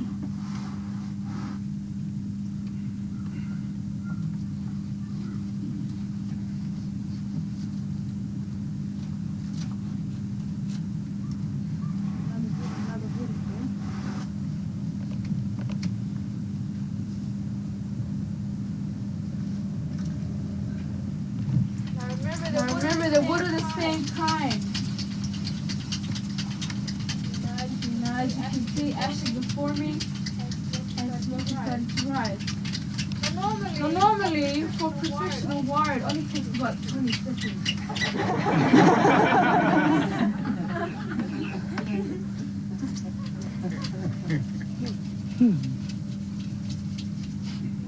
We then collect the hot ashes, place them inside a dry coconut husk, collect dry coconut leaves, place it on top, and then wave it back and forth. Now we do this until the fires are light. Once the fires are light, we place it down into the umu, and more coconut shell, coconut husk, and firewood is then placed on top. Thank you, Tony. And then I said before, the coconut shell. Now we use this for our sauce. Place it on the side. When you're done eating, this goes in the heat. Wash a couple of curry, place it back on the shell. Now dishes. Finally, hanging at the bottom of the banana. Now they used to eat this during times of famine. What they would do is they would soak it in seawater overnight. The next day they would boil it up and they would eat it. Now Noble guy today, instead of soaking in seawater, he soaks it in vinegar. What he did, he boiled it up the next day, then he ate it. He tasted it was very nice. But I myself have never tried it, so I didn't know. During those times when they wanted to salt their food, what they would do is they would go down to the beach and collect seawater. And today we just use our lemon. It's very good for marinating our fish and also for lemon juice. To welcome you here to the Aritoitoi, the carving hut. My name is Marianne, and I'm happy to share with you some of the history of our carving. Right, there's not a great deal of information about carving prior to the coming of the white man, as little has been preserved. We carve mainly out of necessity, those objects which our ancestors used in their day-to-day lives. Some of our gods were represented by carvings, but most of these were destroyed by the missionaries in the 19th century. They were either burned or removed them to museums overseas. Many artifacts were sent by them to the London Missionary Society Museum in England and are now held in the British Museum. Unfortunately, our own museum here on Raratunga holds nothing to date in the coming of the year. What good, isn't it? Okay, so what did our ancestors carve with? What tools did they use? What materials did they carve on? And what did they carve? The instrument they used to carve with was the adze. When the white man had his axe, we had our adze. It was a specialised carving and tainga. That looks like this, for instance.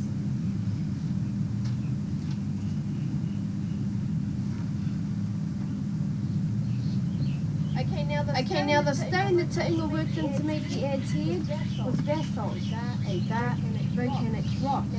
Now the tainga chose the best stone he could find, and then a slow and frustrating process began. chipping away at the stone, another stone made from flint. Now often as he chipped, the basso broke, so he carried on making a smaller adze from one of the pieces that didn't split. Or if he wanted a large adze head, he began again with a piece of stone. Finally, after much chipping, the adze was completed. The process of sharpening the adze head was done by rubbing back and forth on the block of stone. Then came the polishing. This was done with a special type of color from off the reef. It was used like sandpaper, and water was constantly added during this rubbing and polishing process. Now finally, the handle was lashed with sinet at right angles to the head. Sinet was obtained by plaiting the fibers from the husk of the coconut. Sinet was absolutely necessary in our culture, as we did not have nails for joining. Often to overcome that problem, the object was carved all in one piece so as to avoid having to join together any part of our adze.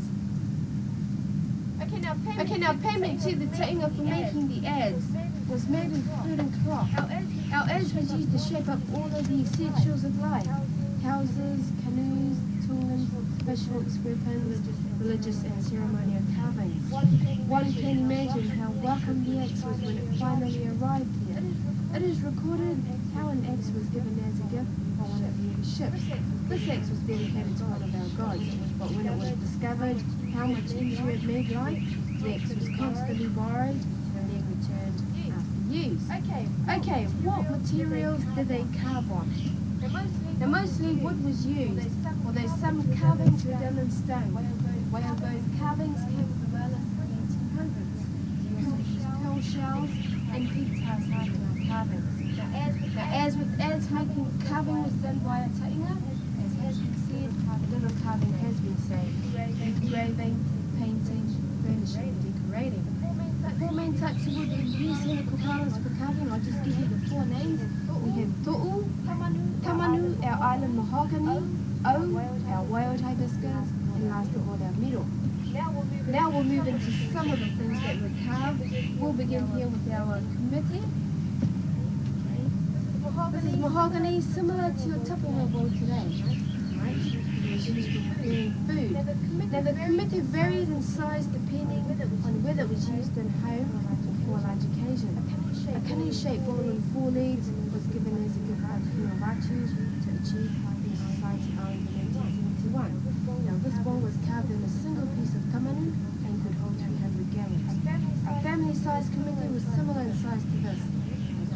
Now they were either round or oval shape like this with a lip to make pouring easier. Our kumite. Our pounder. It goes with our bowl. Our pounder was used for pounding up our food and medicines. We don't have a local name for this kind of wood.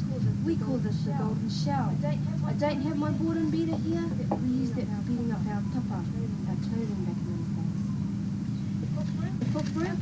Our king sits in a seat to show his respect over us. He sat on the upper meadow while the subject sat on the ground. Now he wouldn't sit on a small seat like this. He has a seat already carved out for him, used for special occasions only. Our upper meadow. Now our gods. This is Miro. Now Tani is the god of craftsmen. Our gods were represented in carved form, often with the addition of other materials such as barklets and coconut fibre wrappings, feathers and shells. Our gods came in different shapes, sizes and forms. There were many gods back in those days, and families often had their own gods. How are these around? Have you? Okay, now we call this instrument here in the Cook Islands the pati. The pati is determined by size and thickness. The thicker the worn, the higher the pitch. The thinner the worn, the lower the pitch. Now a pati was used for calling up meetings, ending up meetings and for warnings. Mainly today, we use this instrument for our entertainment. Now a pati about this size here, we use it for souvenirs. A great big one like the one you can see here. You may have seen them in Island Nights, or you will see them in Island Nights. You'll also see this in our entertainment hut, and this is what we use in our show. You'll be hearing the sound of the puffing very soon, straight after this. I mean, now. We'll move into another instrument that's played in our music, and I'm sure that you've seen a lot of these too. How's that? Very good. Very good. That's good. That's now good. I'm going to do the song. Now the song's very simple. I'm going to hit the part there. I'm just going to sing one sentence, and I'll ask James to come up too. Help us sing the song. There we go, Marianne. There we go, Marianne. Ukulele. 1, 2. Picking up pawpaw, putting in the basket. Put it. I forgot to hit this. James, you want to do the action for this song? Sure. I want one more warranty here. One more. Ladies. Come on, ladies. I want you to sit beside me. We're going to do the dance. How about you there? Come on. Yes. You're going to do the sing, yeah? You're going to follow James do the hands on your hips. Here we go. Picking up pawpaw, put in the basket. Picking up pawpaw, put in the basket. Picking up pawpaw, put in the basket. Way down yonder in the pawpaw. That's very good. Very good. Now, my two friends here, what you have to do is when I say picking up pawpaw, all you have to do is. Now when I say putting in the basket, that's when you come in with your double hits. Putting in the basket. Very good. That's very good. Want to have a practice run, my friend? First one. Picking up pawpaw, just go like this. When I say putting in the basket, putting in the basket, you come in with the double hit there. Yes, my friend. Very good. Let's have a practice run. Okay, we just go with the first. There we go.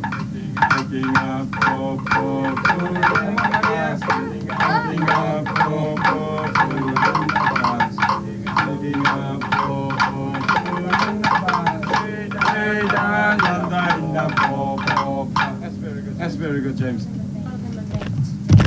Firstly, during the ancestral times, because of the mildness of our climate, our ancestors had their woolly clothing. Now ladies would wear skirts, parties, or a kind of tikaka, poncho. Now they were made from different types of barks of our trees. Our men would wear a murray or a loin. Tattooing was also done. Missionaries had come through. The ancestors were then forced to wear clothing. That's when tattooing was preferred. Take a look in the very front. You see the different types of skirts here outside. For the ladies, based onto the hips to show a lot of the swaying from side to side. Yeah, the short skirts, they're for our gentlemen. Now, because of the shortness, it's to show a lot of the knocking of the knees together. All the costumes today, most of them are made from one tree, which is the inner bark of our old tree, otherwise known as the wild hibiscus. This tree is mainly found inland by the waterfall or the creek area. It grows wild. A lot of the dance teams, a lot of the locals, a lot of their costumes, everyone goes inland and they cut sticks from these trees. Now you have to go into the beach to collect your own shells. Whatever's living in there that's dried out into the sun to kill the inside, you have to fill your own holes.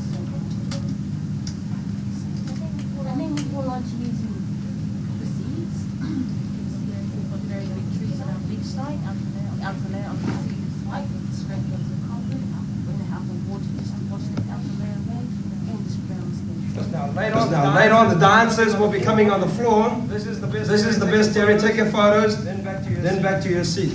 Now let me tell you a little bit about Arakario. This is where our ancestors get together.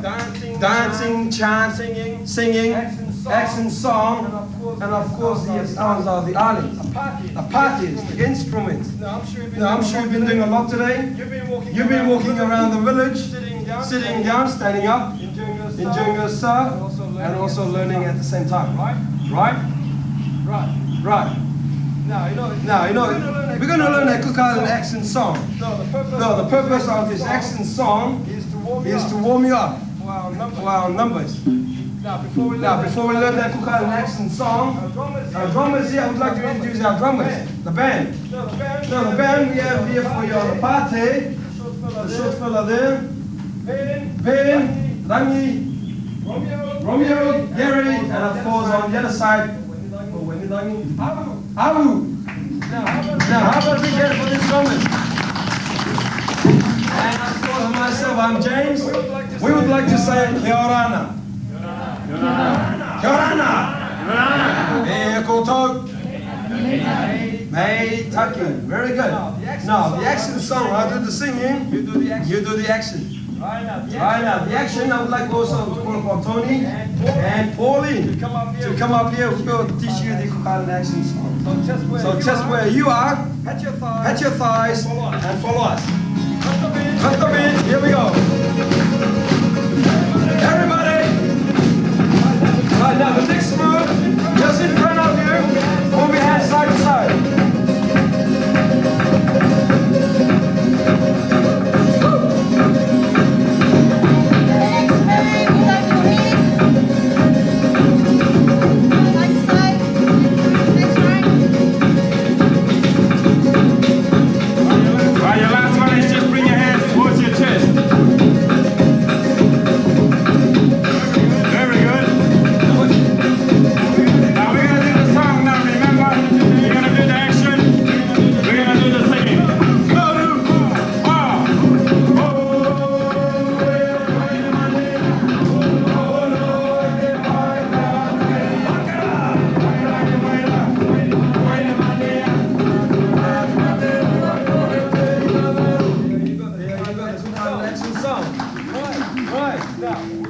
Would you like to know what a song means?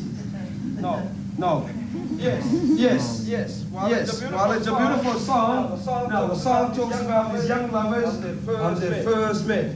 Right at the beginning of the song, it talks about this young man, good looking, good built, strong, beautiful tan. Oh, I guess just like me, huh? Now he was on his walk with his party on, a little bit coconut oil, sunglasses and a Walkman, whistling. Next minute he saw this beautiful vaine. What is a vaine? What is a vaine? A woman, a young girl, because the song is saying, woman, mane means beautiful. No, this young girl, beautiful as a princess. No,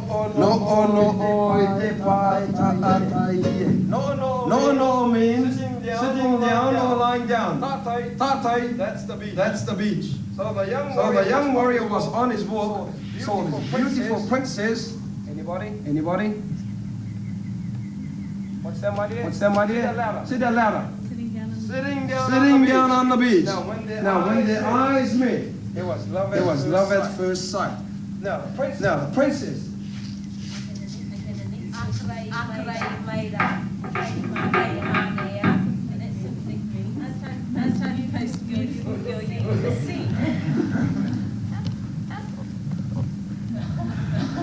The good-looking, handsome warrior. Now, can anybody guess what that means?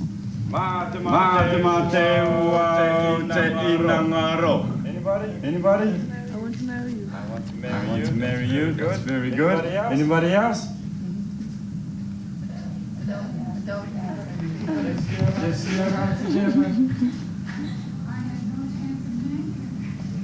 And I the most handsome man you ever seen. Give it the right answer. Correct answer. Now we're gonna do the song again. We're gonna do it with 3 beats. Now the first beat is the slow beat. Then we have the medium beat. Then we have the very fast beat. Remember 3 beats. Remember you're gonna put all those cameras away. We're gonna do the singing. We're gonna do the action.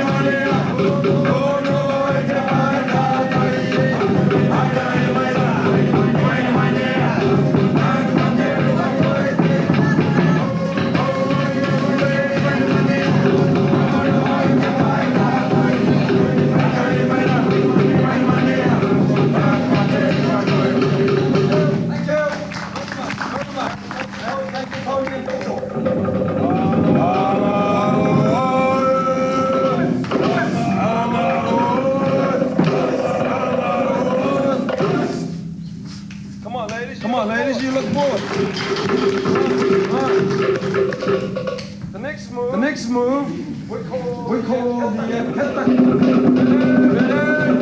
Hands on your head. Pull your stomachs in. Right. Here we go.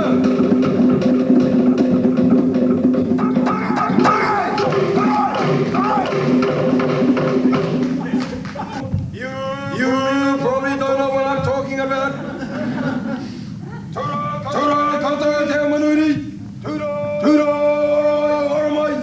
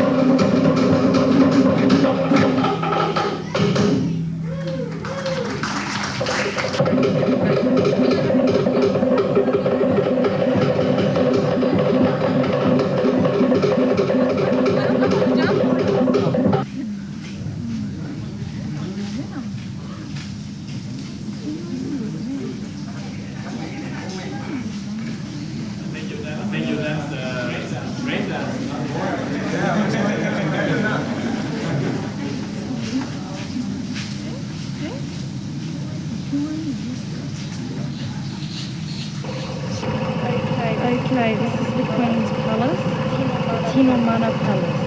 This is the second of the Tinomana palaces built near the church where Christianity was introduced. The name of the palace is Almaru, meaning peace brought by Christ by Christianity. The palace was built during the time of Inuaruti. Just got all these cars passing. I'll just zoom backwards. Okay, there is the palace.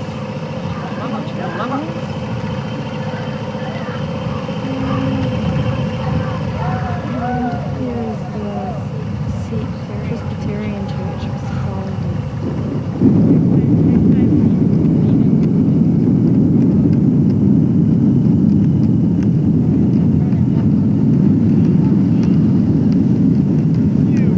Recording already?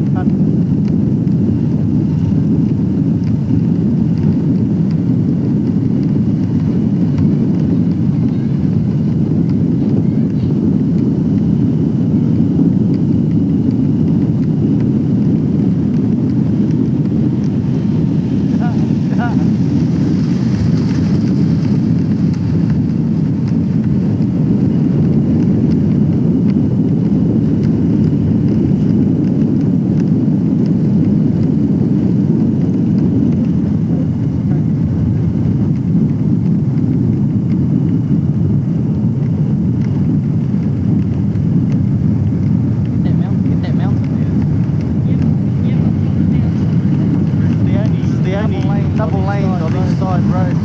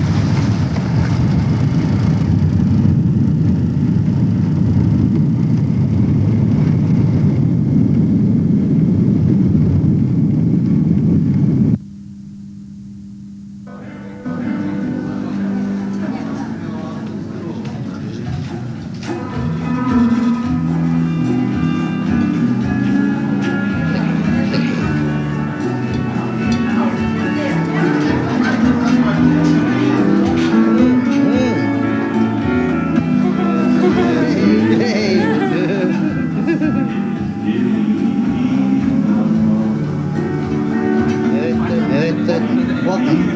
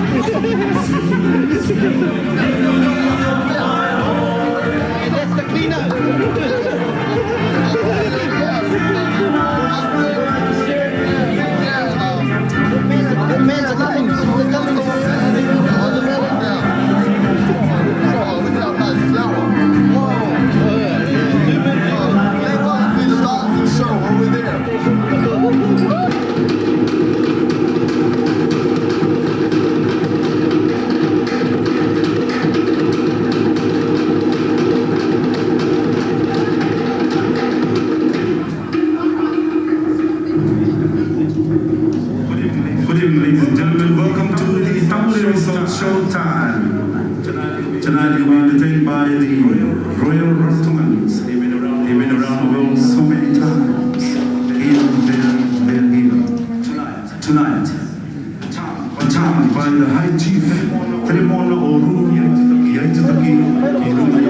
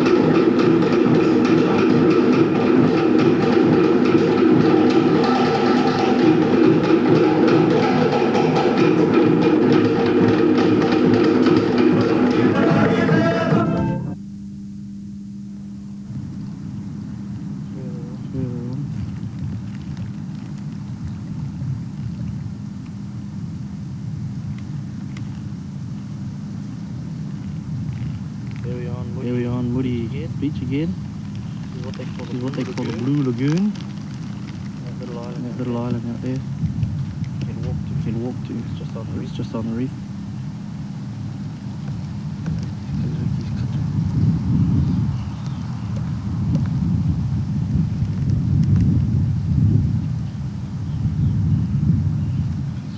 See it.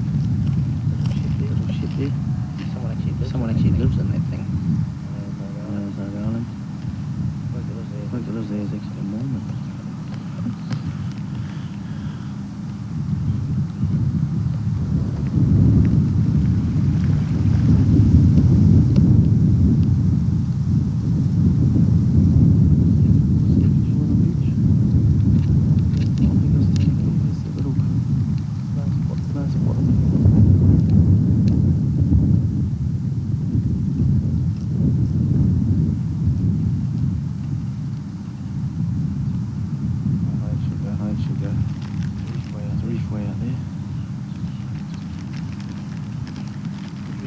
Get a bit of zoom on this.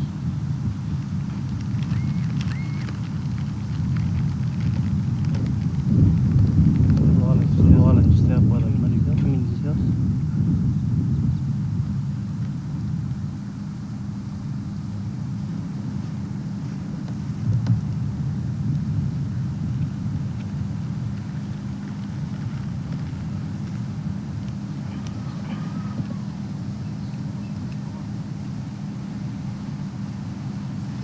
These really guts eating her twisties.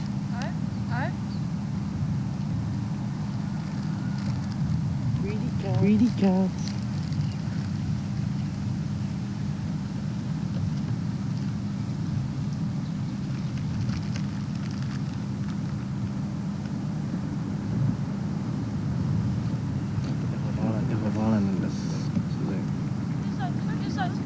Where? Where?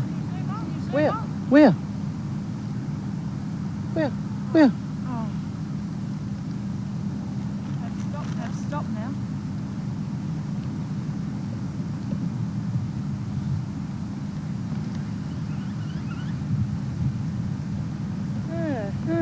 Here's Piri Purito the Fourth.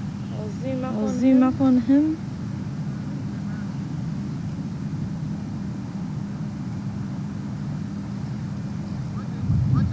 Spy you! Spy you!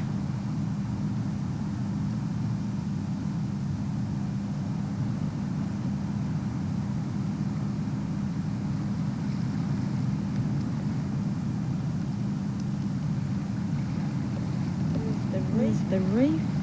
Oh, oh.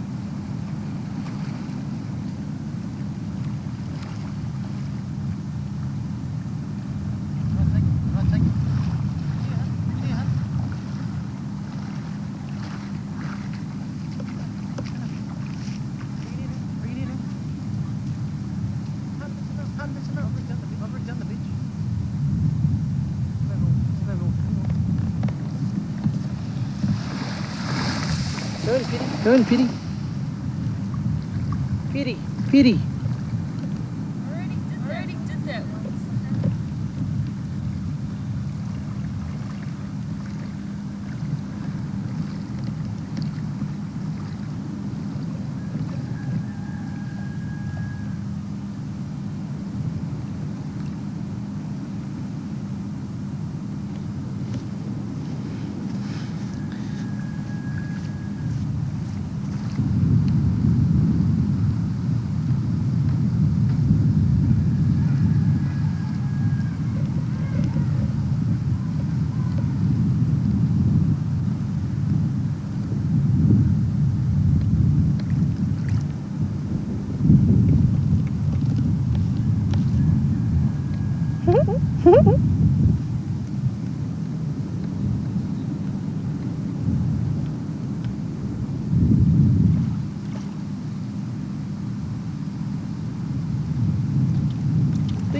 Think what? Think what? Think what?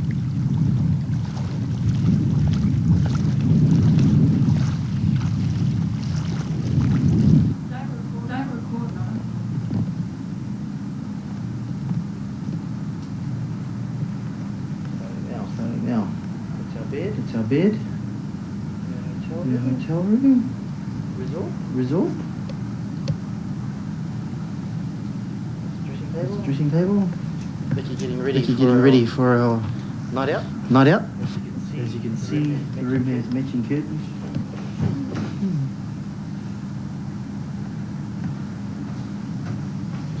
Becky's painting. Toilet seat. Ceiling fan.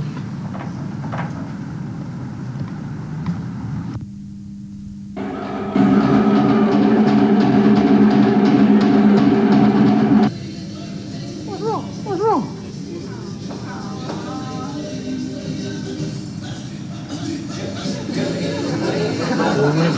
Go, mate. Peace. Hi, I'm Tarangi. Nice to meet you. Oh. This is my auntie. Did you want My auntie. I'll go and turn the TV over. Turn it off now. That's the fridge. What are you laughing for? Come on, boy. You can face this way. That's the boss there. We fix our room up today. We can. Put her on there. She was our famous receptionist. And office.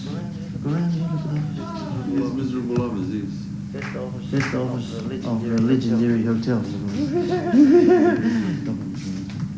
Yeah, there it is. Secure Task Cook Islands Limited. Say goodbye. Because the cars are lifting.